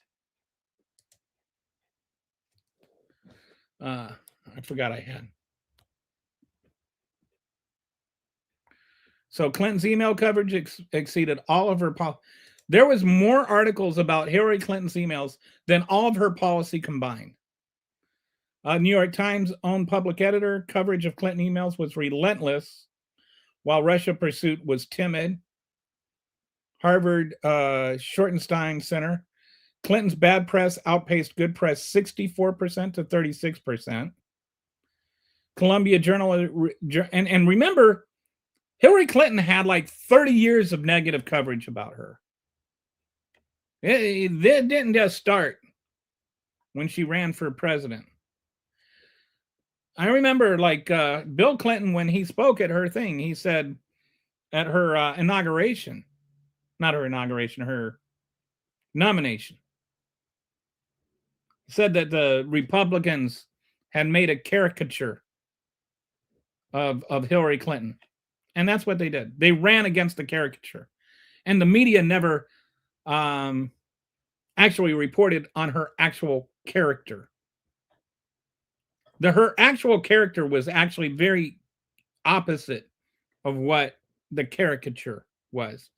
There was one editorial I read that was one of the few positive things about her that I read, was a guy in New York from when she was senator, and he had some problems getting he had some issues with his health insurance. So he called the senator's office to see if he could get some help from them. And then Hillary was in the office and heard her assistant talking to the guy. And so she said, "Here, give me the phone." And she talked to him. And for about 10 minutes, kind of figured out what's going on. She said, "Let me get back to you tomorrow." And so she writes down his number and stuff. And then, next day, the guy's like thinking that, maybe her office would call him. Next day, he answers the phone and it's like, "Hi, this is Hillary." And it was her calling him back personally. And she's like, "Okay, so I got this all worked out. You want to call the hospital. You want to talk to this doctor and, tell him you spoke to me. And, you're the guy we talked about." And he called the doctor and he got all his insurance stuff taken care of and everything. That's not the Hillary Clinton that you hear about in the press. She didn't release a press report. He wrote about this like a decade after it happened.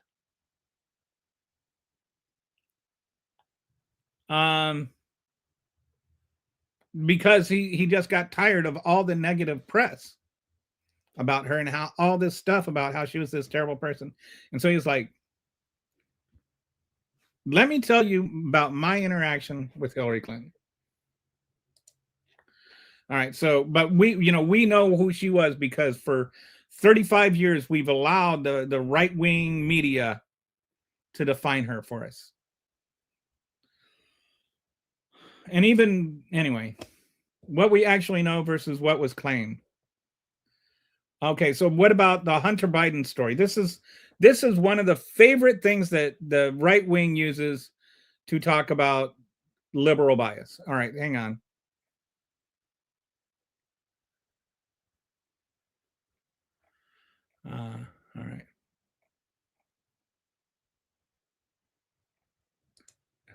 Stimulus package. Are you going double entendre on us there? Dusty, I don't know who in the world you could say.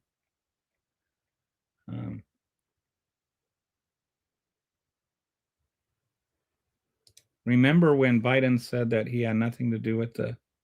I have no idea what you're talking about, nor do I care.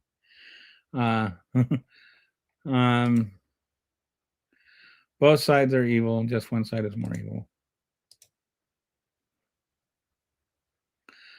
Denton, like Biden, has statistically speaking, he was better for the economy than Trump and helped us recover from COVID. He did. I don't know how in the world you could say that, but it's okay. It's your opinion. Well, I mean, then it's not about whether or not anybody says it. It's just true. Inflation, at the time that Biden left office, inflation had come all the way down. GDP growth was faster. Unemployment was lower. Jobs were being created at a higher rate. He actually inherited a crappy economy and made it into a good one. Trump has inherited a good economy and he's made it into a crappy one.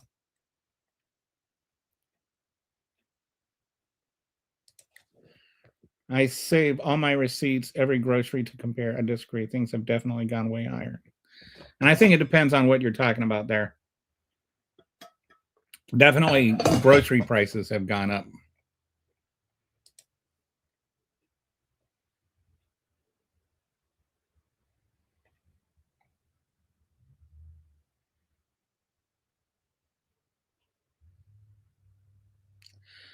Out there with being a silly belly little rage baiter with no actual positions. Trump had years in office during which, technically this is his 5th year. And it's his 5th year. I mean, 2022 was at the end of Biden's first. And anyway, you're missing the whole point about the whole thing. Inflation under Biden was not Biden's fault. Inflation under Biden was COVID's fault. Why is it that people give Trump a pass on COVID, but not Biden? COVID was at its peak when the day that Biden was inaugurated. Do you think it just went away and all the impact of COVID just disappeared because Biden got inaugurated? Have you considered the fact that there could be some overlap in the space-time continuum?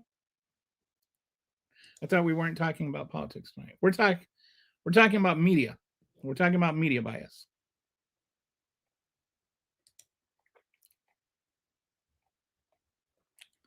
All right. I was looking at Pokemon cards. I think I accidentally made. Oh, hey. Was he also the one who said Trump had only been in 1 year and that's wrong? He said 5 and winch prices went up. And this is like, I would like to make a big distinction about when prices went up under Biden and prices going up in the first year under Trump. When prices went up under Biden, that was because of COVID. There were 3 primary reasons. The first reason and the biggest reason was the supply chain shortages caused by COVID. The second big reason was the war in Ukraine cutting the world's oil supplies, which raised the price of energy, raised the price of oil worldwide, which raised the price of energy worldwide. We actually, believe it or not, I mean, Republicans have their whole alternate world where Biden somehow stopped oil drilling or something like that because he stopped one pipeline from being built. But actually, oil production went up under Biden, not down. When Biden was president, we were actually producing record oil. And if he were Donald Trump, he would be tweeting about it. He would have been tweeting about it all the time. We had actually record oil production, record energy production, because not only did oil go up, wind went up and solar went up. We produced more energy under Biden than any time in U.S. history. So, there's that. The oil under Ukraine with the Ukraine war, which, by the way, Putin started, not Joe Biden. I know that's hard for you to understand. But then the third thing was there probably was some impact from the stimulus package. There you go, Dad. There you go, Kitty. Said stimulus package just for you. So Biden's Biden's stimulus package revved up the economy, and that is what stimulus packages are meant to do. And so that probably did affect inflation a little bit. The other thing that affected inflation was inflation. And you have you had corporations that are like, well, prices are going up anyway, let's just raise them up even more, just so we can get away with it. And that's one of the things that Kamala Harris was trying to run against. You have situations where there are some industries now where there are so few people that control so much of the industry that they can basically just get together in a room and agree to raise prices together, which is what they did.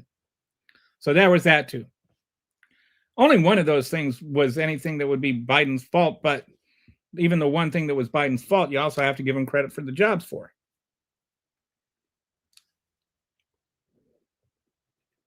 So anyway.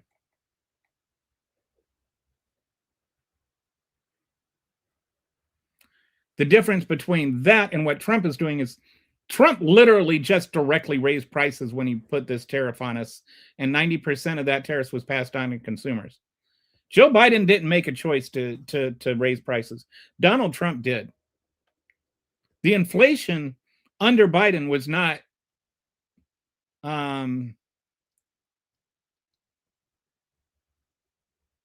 the goal. Inflation under Trump is like literally the goal of tariffs, and he brags about how much money he's raised. Basically, he's bragging about how much money he's caused prices to go up. So now we're going to go into the Hunter thing. You're right. Now we're going into the Hunter thing. All right. One of the favorite things when the right wants to talk about media bias, they love to talk about how the left buried the Hunter Biden laptop story. First of all, I never voted for Hunter Biden. I don't care about Hunter Biden. Nobody I know's voted for Hunter Biden. And not one single person that I have ever talked to said, if I had known more about Hunter Biden's laptop, I would have voted for Donald Trump instead of Hunter Biden. The only people that care about Hunter Biden's laptop are people that voted for Donald Trump. All right, so first, let's just get that out of the way. What do we actually know about Hunter Biden's laptop? Because I hear all kinds of people that, say that it proved to be real. It didn't actually prove to be real. What proved to be real is some of the information on it proved to be real. There's a hard drive that exists somewhere in the FBI that is alleged to have come from Hunter Biden's laptop. Whether or not, it's never been disproven and it's never been proven that Hunter Biden actually dropped off that laptop. What we have is the testimony of a blind guy who thought that maybe later on, he thought maybe it was Hunter Biden. We don't really have any evidence that it ever belonged to Hunter Biden.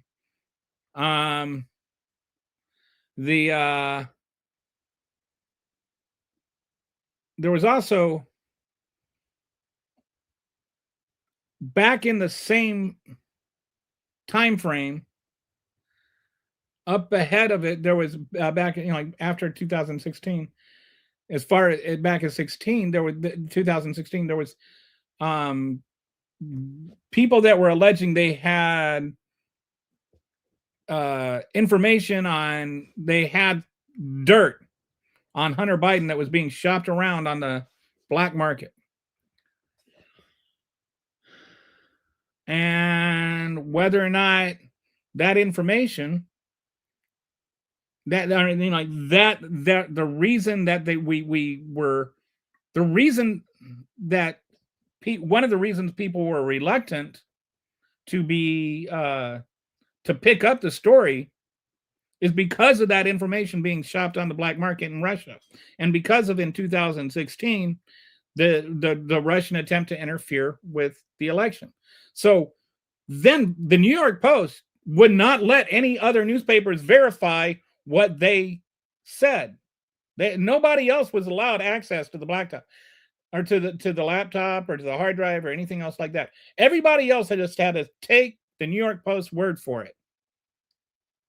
And the New York Post is not the most credible news organization.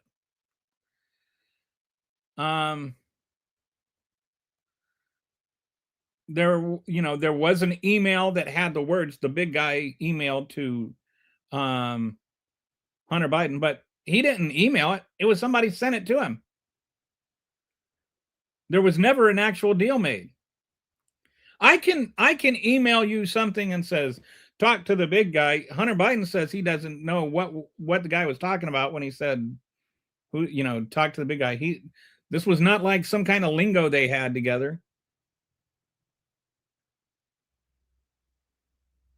So the reality is, there is a lot of legitimate stuff on the laptop that implicates Hunter Biden and a lot of highly immoral things. I don't know if all the, I don't know what's true on there and what's not. I know that they verified some of the emails, some of the information on there, but the same people that verified it said they couldn't verify everything on it. And the same people that verified it also said that, it looked to them like this had been cobbled together. Like it wasn't like a single, the way the data was organized wasn't like it was from a single original hard drive, but it was compiled. There were like too many different meta signatures or whatever computer talk.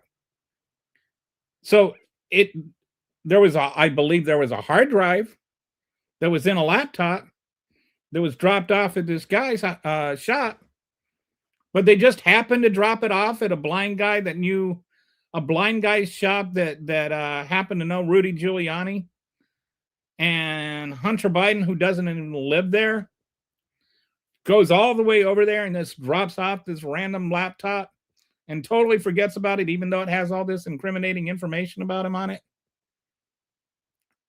Which is more, Occam's razor here. Which is more believable? Somebody bought that information that was available to, that was being sold on the black market, put it on a laptop and dropped it off to a guy that they knew Rudy Giuliani, or that Hunter Biden, dropped off this basic confession of crimes and forgot about it. And didn't just drop it off, drove out of his way across state lines and stuff. And all of this is, it's just fodder for the right. They have just been chewing on this thing for 5 years. As though if the Hunter Biden story, if we only knew the truth about the Hunter Biden story, nobody would have voted for Joe Biden.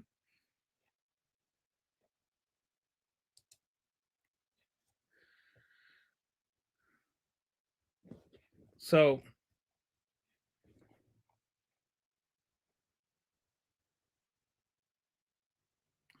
sorry, Gary, I'm pretty much all I do is politics on this show. So it's a political show. Of course, the files are filled with the topics they used to have to make up. No, my biased, Kevin. I haven't seen bashing. This is legitimately documented in NBC and Fox. We don't like any of these guys.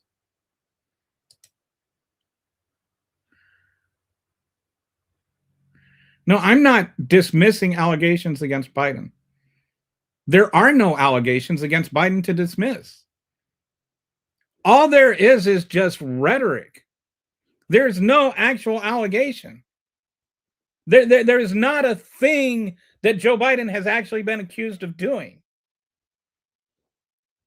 And I'm not dismissing allegations against Trump, or I'm not dismissing allegations against Trump. He was indicted 4 times by 4 different grand juries. There are millions of pages of evidence against him. There are actual crimes he committed. There are actual crimes he has been convicted of. There is not a single actual crime that Joe Biden has even been accused of. You want to have it tit for tat. This is what I'm talking about, Kevin, when I talk about bias versus leaning. I'm not being biased here. I admit I have a liberal leaning, but I'm not being biased. I'm stating things based on facts. Your bias is preventing you from hearing the facts. Your bias rejects the facts. That's cognitive rejection, not even cognitive dissonance.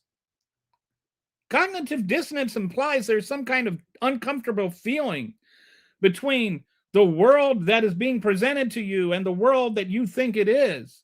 And so it causes you to consider. That would be a good thing for you. But you're rejecting out of hand actual substantive facts because they disagree with your worldview. That, my friend, is bias. That's why it's important to have these discussions and understand what the distinction is. A jury found President Trump liable for sexual abuse in 2023. He was ordered to pay millions. The ruling was already upheld in appeals court. The case is over. He was also convicted of crimes.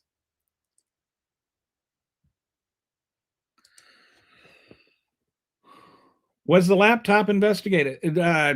No. I mean, it depends on what you mean. What do you mean, was the laptop investigated? The FBI had it. FBI still has it. What do you mean it was? What would the laptop be investigated for? There's never been any evidence offered. What happened is copies of the laptop were delivered. Eventually the Washington Post and the New York Times both got copies of the laptop, and then they had computer forensics people take a look at the laptop copies, the copies of the discs. And they found things on there that were consistent with they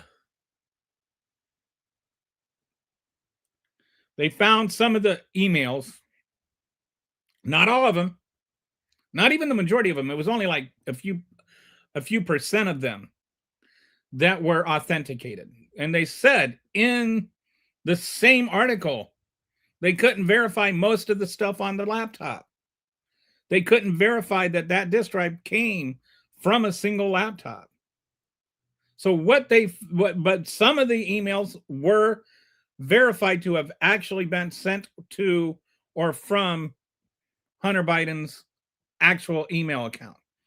And even then they said, that's not to say that somebody couldn't have hacked his email account. So if somebody hacks your email account and sends an email from your email account, that does not mean you sent an email. That means an email was sent from your email account. But even with that, the blind computer shop owner says that stuff was added to it that wasn't in it before. The part that somebody somewhere added stuff to the files after he turned it over to the FBI. So what needs to be investigated is why is somebody in the FBI manipulating that evidence? That should be the question that's being asked. I wish Trump wasn't the only president who was found guilty of felonies in a criminal trial. Wonder if he can get retribution on all 12 of those jurors who found him guilty. He'll probably try. Election fraud. He's not allowing facts to overcome his feelings. Facts don't care about your feelings, but they sure do care about mine. Maybe Trump can find a way to get even with 9 jurors who found him liable for sexual abuse in 2023. What about all the grand jurors that indicted him? I wonder if he's going to go after them too. I think I read, even in all the grand jury indictments, like out of all the jurors that heard any of his case, the grand jurors and the actual jurors, I think only one grand juror in the 4 trials, the 4 indictments, only one grand juror total even had an issue with any of the indictments. Like the evidence on the 2 Jack Smith case were just overwhelming. Like, have you read the indictments? There was just a cluster fornication of evidence.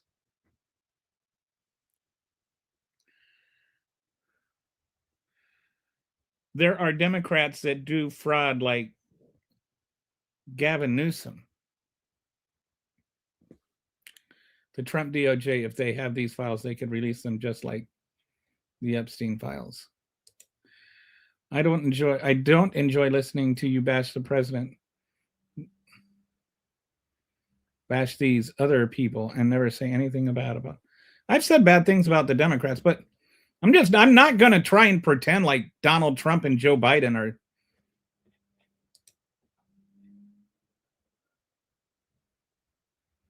orgy of evidence. Is that what you want me to say? There was an orgy of evidence. That's what Kitty wanted me to say. That it's not a cluster fornication; it's an orgy. I mean, I'm still I stand by what I say, Gary. I'm saying things that are true. It's not bashing the president. It's criticizing a criminal.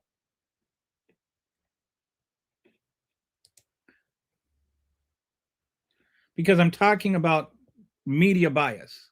So I'm talking about the history of things in the media and how they were presented by the media to show you that the liberal media is a myth.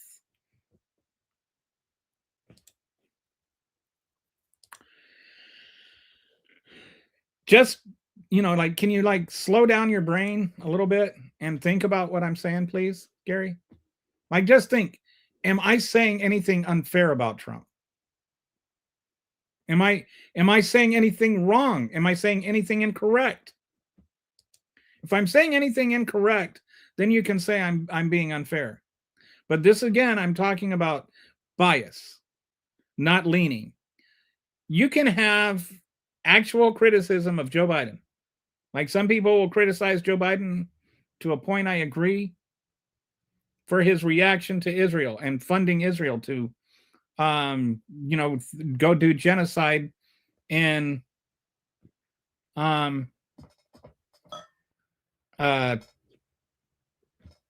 Gaza.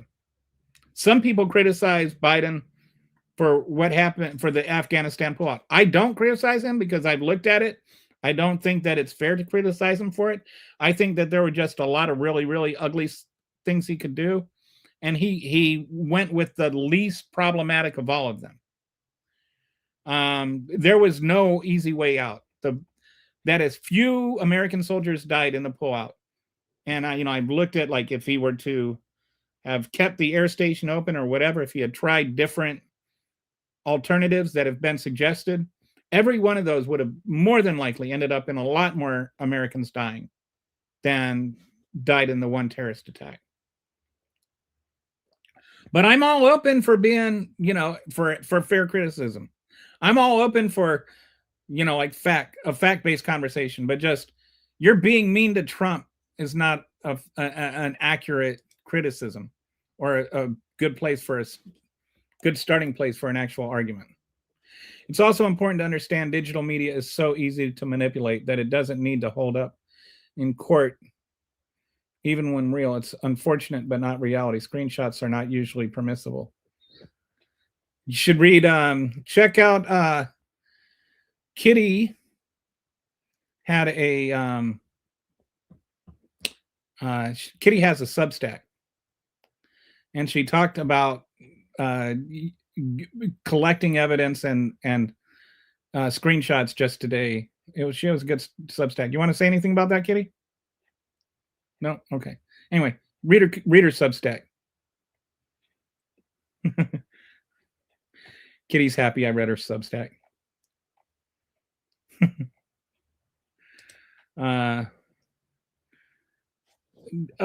Jack Smith was duly appointed. Yeah. I mean, like, this is like, you're like, does Jack Smith being appointed, did that change anything for you, Kevin?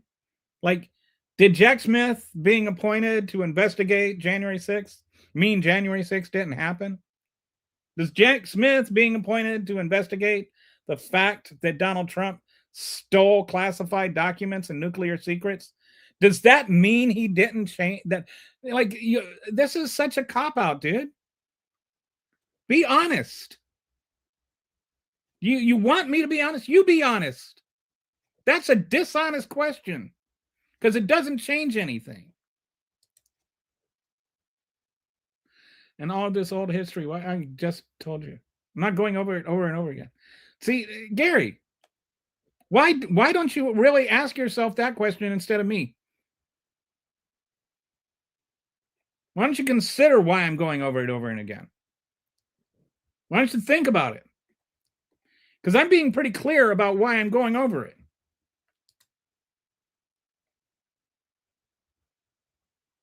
Sorry, I should say misappropriation of funds.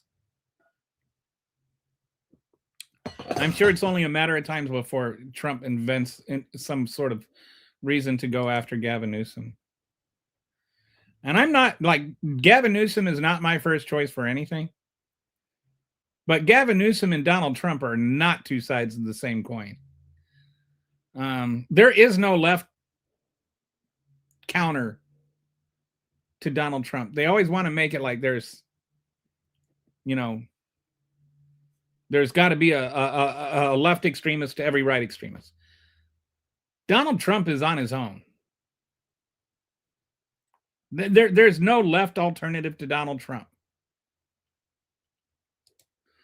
One is in office, one isn't. True. But you have to post. Agree. I am pissed about Biden supported the genocide. I am not a fan of the man. Yeah, a lot of people feel like a big criticism of Donald Trump, or not Donald Trump, of Joe Biden and Merrick Garland, is that they didn't go after Donald Trump soon enough. Like, they didn't weaponize the Justice Department. They went so far out of their way to not weaponize the Justice Department that justice did not get done. The single biggest crime against the American government in our entire history, he got away with it. The president of the United States tried to overthrow our country, and he failed, but he got away with it. In Brazil, when the guy did that, he went directly to jail and did not collect $200. He didn't pass go.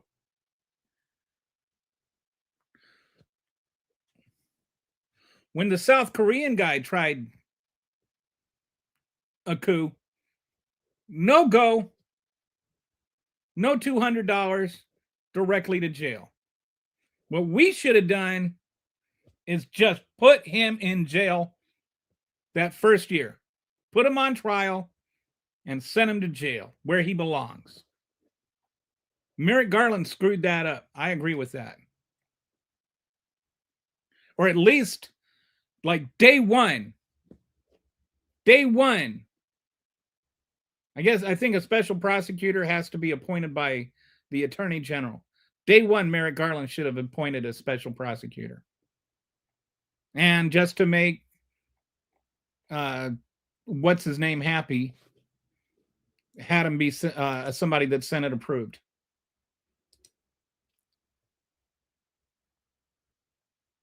I think he also waited too long to, yeah. I think Democrats tend to try too hard to be bipartisan. You can't compromise with people who are compromised. I mean, you can't compromise.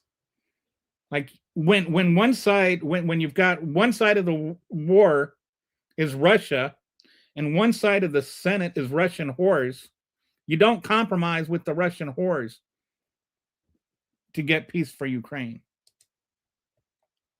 Hola. I am not a fan of how he handled the withdrawal from Afghanistan. I think yeah, that one I looked at every which way. I was like, what are all the different alternatives he had that were provided by, you know, his generals? And even his generals that disagreed with him said, probably in the long run, because if he had done something like try to keep the base or whatever, like that's the big thing that people say, well, he should have kept the Air Force base. But that would have set in motion a chain of events. Like he would have actually had to send people back in, which would have triggered more violence from the Taliban that Donald Trump let go. And so that would probably have actually escalated things. And then once that escalated things, then Biden would have had no choice but to send in more troops and basically reset the whole thing. I have yet to, like, if somebody ever presents me a better way to respond, like something he could have done that's better, like I looked at every way the generals offered and none of them pan out.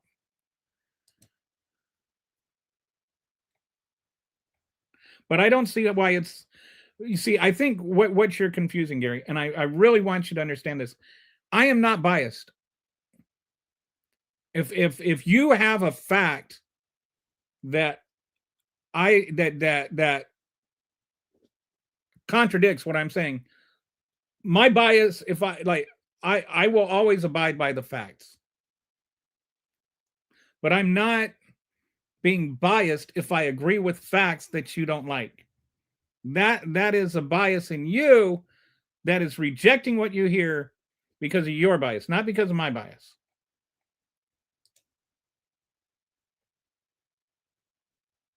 Thank you. Yeah, I think so too.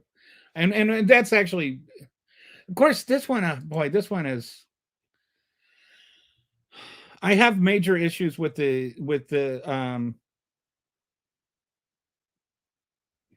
executive branch assuming more and more authority from the Constitution because the legislative branch keeps conceding it by not doing their job.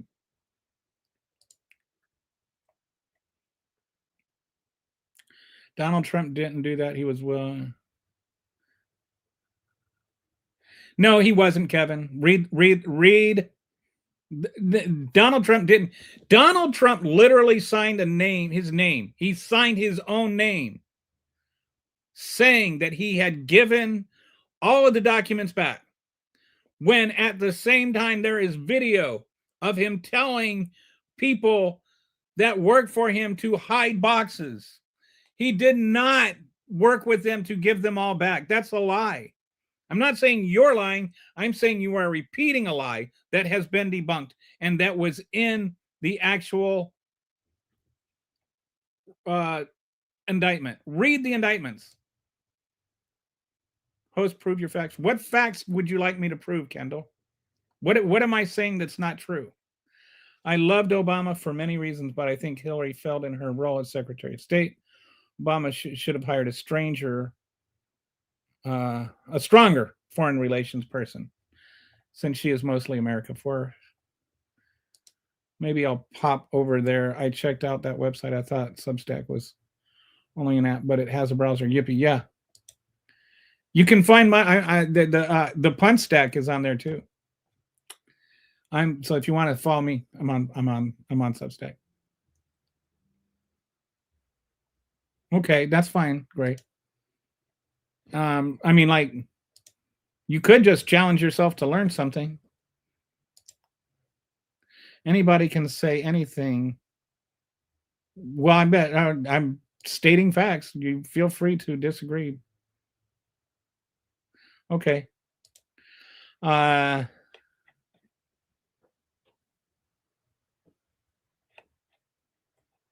Thanks, Gary. I hope you have a good day. South Korea ex-president got life. Am I falling behind again? How far behind am I? 6 minutes.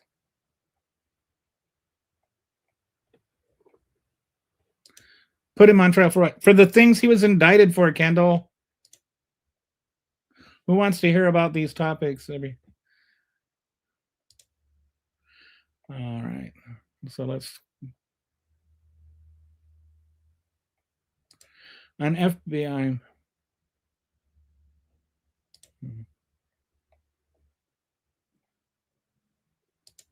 No, there's no such, again, non-biased. There is such a thing as, again, I want to emphasize this. Bias is an unfair leaning, is unfair. What you're saying is that nobody can be fair. No, there are leanings. I would agree that there's no such thing as everybody has an opinion. Everybody has a leaning. But people can have honest leanings and people can have dishonest leanings.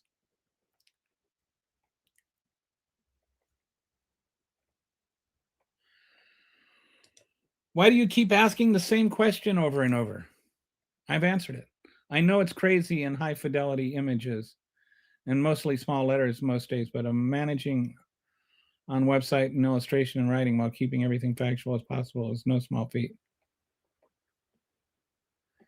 Okay. They're in the indictment, Kendall. Go ahead and read the indictment. I'm not going to read the indictment to you on my show. I mean, it's there for you to read. I'm not like that. He was indicted is a fact that you can just Google it. Inflation hit so now let's talk about Biden's economy. The soft landing, nobody reported.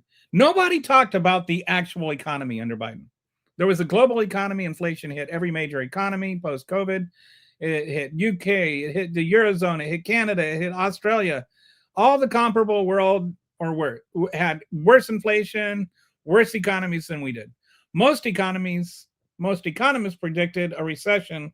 It didn't happen. We never went into a recession. We didn't.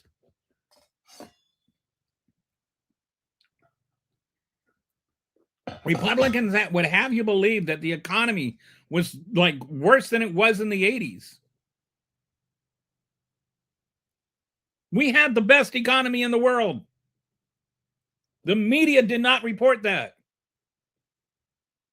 You cannot argue spending. So then, like I was saying earlier, you can't spend. There's an inherent internal contradiction. You cannot argue spending drove inflation and didn't create real jobs at the same time, because the only way that spending could cause inflation was if spending created those jobs. So it's like they want to give Joe Biden blame for the inflation, but they don't want to give him credit for the jobs. It's impossible.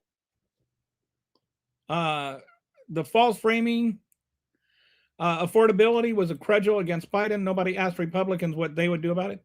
Never once heard any Republican. I heard all kinds of Republicans complain constantly about inflation.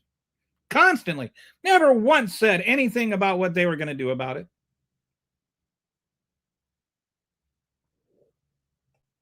Not one thing. And they still won't talk about what they're going to do about it. They just going to wait until it comes down and pretend like they did something. What have they done for inflation? What have they suggested for inflation? They haven't done anything or suggested anything. Tariffs? Consumer sentiment was more negative than indicators warranted. Researchers documented it. Media ignored their own story. It was just the airwaves were so filled with constant negativity about inflation and the economy and how we were going to go for a recession that people felt like the economy was worse than it actually was. Tariffs are consumer. Now tariffs as a solution. This is, to me, the peak irony that shows exactly how the media just completely screwed up. Is that they voted for a guy, like when they say, I voted for this, they did vote for this. They voted for tariffs. They voted for tariffs to solve inflation. That's like trying to, fix a scratch with a shotgun and then wondering why you blew your hand off. The day after the election,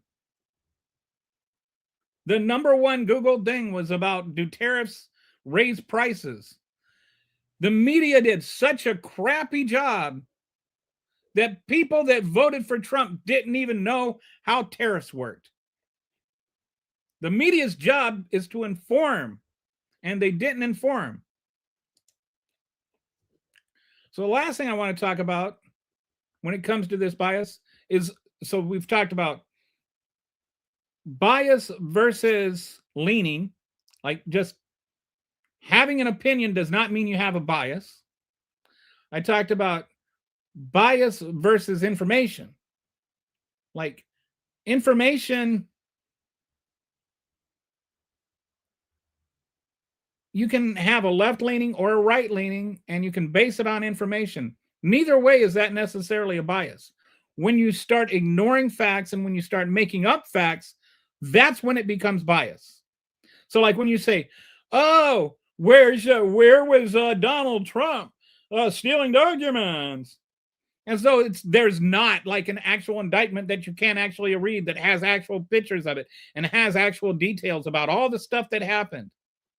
The facts are there. If you don't believe them, go read the indictment. Don't sit there and put your fingers in your ear and yell about Jack Smith. The facts don't change. The facts are there. If you don't know them, don't blame me. Learn them. Learn what the facts are. Obliviousness is not an argument. It's an excuse. And a poor one at that. So there's that. The last bias I want to talk about is owner bias versus reporter bias. Sometimes you have a bias by a reporter, and sometimes you'll have a leaning by a reporter, and sometimes you'll have an owner of a network or something that imposes their viewpoint on that media publication. So right now with Barry Weiss, for instance, and CBS wanted this whole Paramount merger to go through. So the Trump administration coerced them into making Barry Weiss the least qualified person in history to do what she is doing, into this role where she is now moderating what the whole, CBS network can and can't say.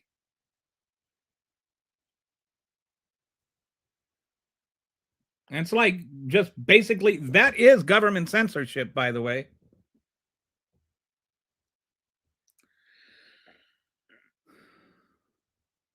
You've got Murdoch's at Fox News and the New York Post.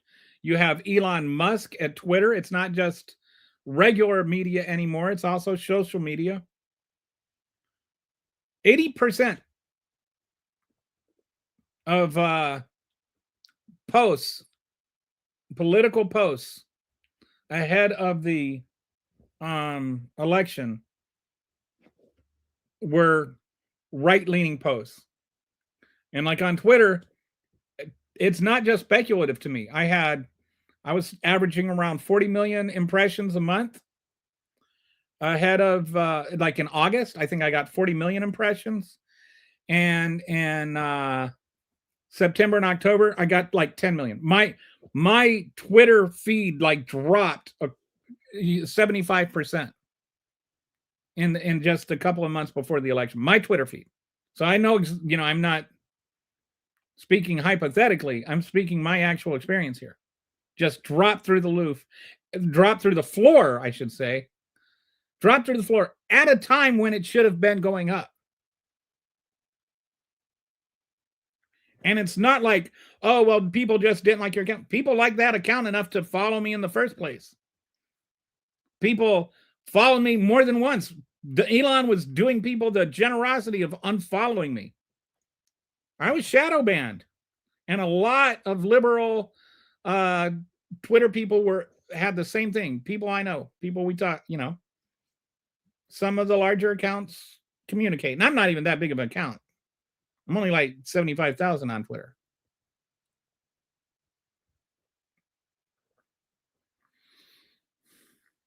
But a lot of larger accounts that I personally verified with, their accounts dropped through the floor. So there's this media bias in the ownership. Individual journalists have viewpoints. This is real and documented, but reporters are more often constrained by editors, owners, and incentive structures than by their own politics. Most journalists try to be fair.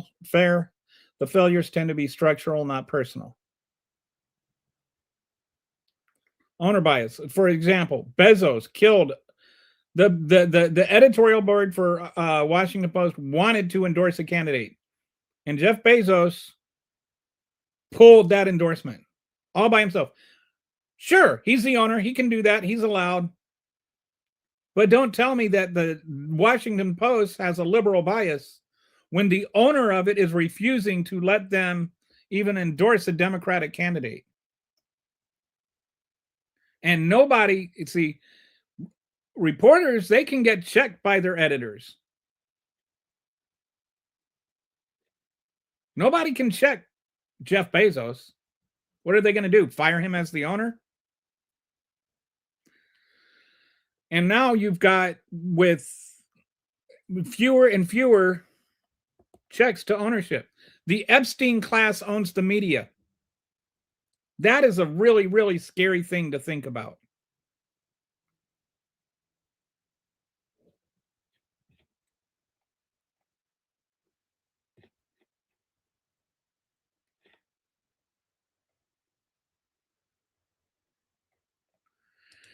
My facts are in the indictment, Kendall. Read the indictment. Just saying that I don't have facts over and over again does not mean that the indictment went away. Look at the indictment. Trump supporters can't. They can't. They just can't debate without lies, without denialism, without just like this craziness that somehow I just made up out of full cloth the idea that Donald Trump got indicted for stealing government documents. Like, that didn't really happen.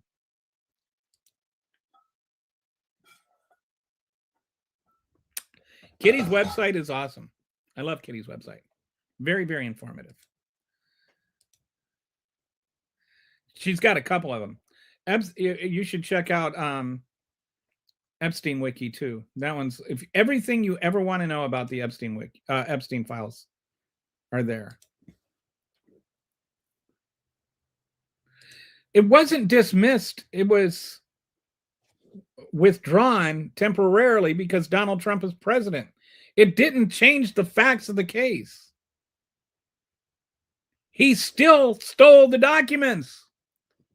Why does that not bother you? The man, I want you to think about this, Kevin. I want you to think. If you can, please try and think. All right? Kitty, if you want to pop on and answer this question, you can, but if you don't want to, you don't have to. Remember when the tape came out where he was waving something in the writer's face that was like top secret plans? Do you remember what he was waving? I don't remember what I don't off the top of my head remember what he was waving. What he was waving and bragging about was that he was waving the war plans to invade Iran. He wanted to invade Iran so badly that he asked his generals to draw up war plans to do that. Then he bragged about it to this person who had no business knowing about it and waved the plans in front of her face. And even one of his legal people is like, uh-oh, we have a problem, right? But think about that. War plans to invade Iran. What does he want to do right now? Right? He wants to invade Iran. Do you think that this came up last week? Or do you think this came up 5 years ago? Oh no, this has been going on for a long time. He's wanted to invade Iran since his first presidency. He wanted to invade Iran so badly in his first presidency that he literally drew up war plans. He had his generals draw up war plans to do just that. Mm-hmm. Just that. Kevin, that should bother you. That should bother you as an American citizen. That Especially someone running on an anti-war platform. He ran on an anti-war platform. No more wars. No new wars. No new wars. Now it's invade Iran. It's invade everywhere. Invade Iran, invade Venezuela, invade Cuba, invade Canada, invade Panama, invade Greenland. Like Greenland. Everybody. I don't recall campaign commercials where he was saying, I promise you I will invade England or invade Greenland. Oh, Kevin says, it's no new forever words. Keyword forever.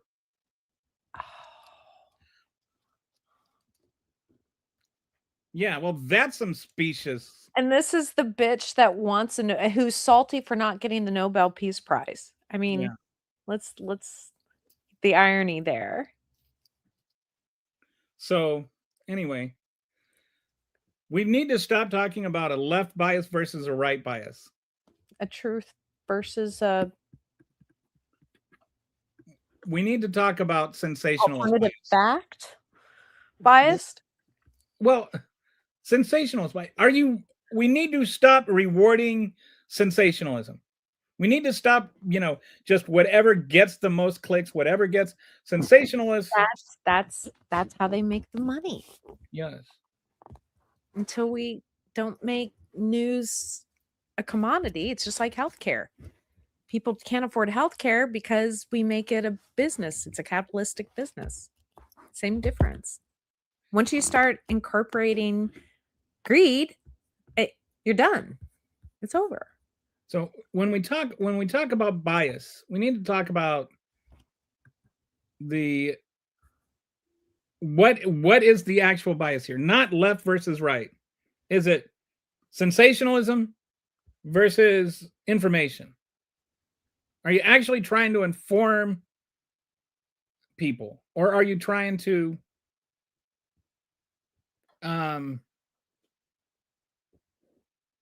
just sell papers like Kitty was just saying? We also got to look at, is this coming from the reporter, or is this coming from the owner of the news network? Is this, Fox News, not just Tucker Carlson or Judge Weinbach or, whatever. Not just the individual newscasters at Fox News, but the owner of Fox News made a decision that they would rather keep their viewers than to keep their viewers informed. That is a bias. Having a leaning is fine. I don't care if you are a right-leaning news network where you just present conservative issues and conservative news, but you do it honestly. The issue here is dishonesty. And that's why you've got people on here asking me to defend my claim that Donald Trump got indicted for actual crimes that are actually listed in the actual indictments.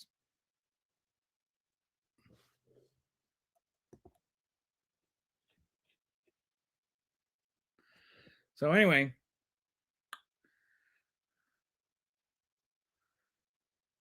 that, I think, is that my last? Oh no, I still have. Reality has a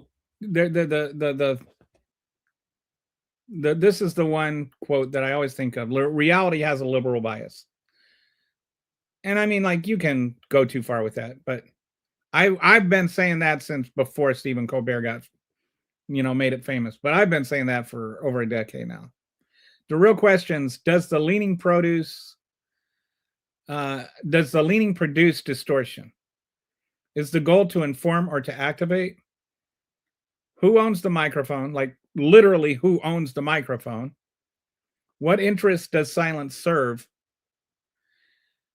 Like not just what is being reported, but what is not being reported. So apparently you have people out there that, don't know that Donald Trump actually got indicted. Somehow, some way, they don't know the facts about why he was indicted or what he was indicted for, even though there was like an actual indictment. It was actually a very well-written indictment, both of them, by the way. And I read both of them. Well, all four of them, but the two that Jack Smith wrote that we were talking about are actually both very well written, very, very substantive based. You're also welcome to watch the testimony of Jack Smith. Like, these are not things that are made up. That's like asking me to prove the world is round or something. Like, just, it's on the internet. Look it up. Just read the indictments. So, anyway.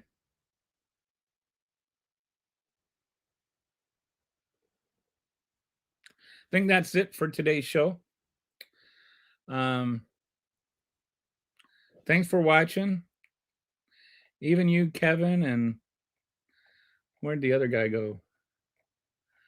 Kevin and Kendall, if you're still here. Thanks for watching. Appreciate you guys. I'll see you tomorrow. I don't know what I'll talk about yet, but I'll figure it out. And you're awesome, Kitty, as always. Everybody remember to go read her Substack.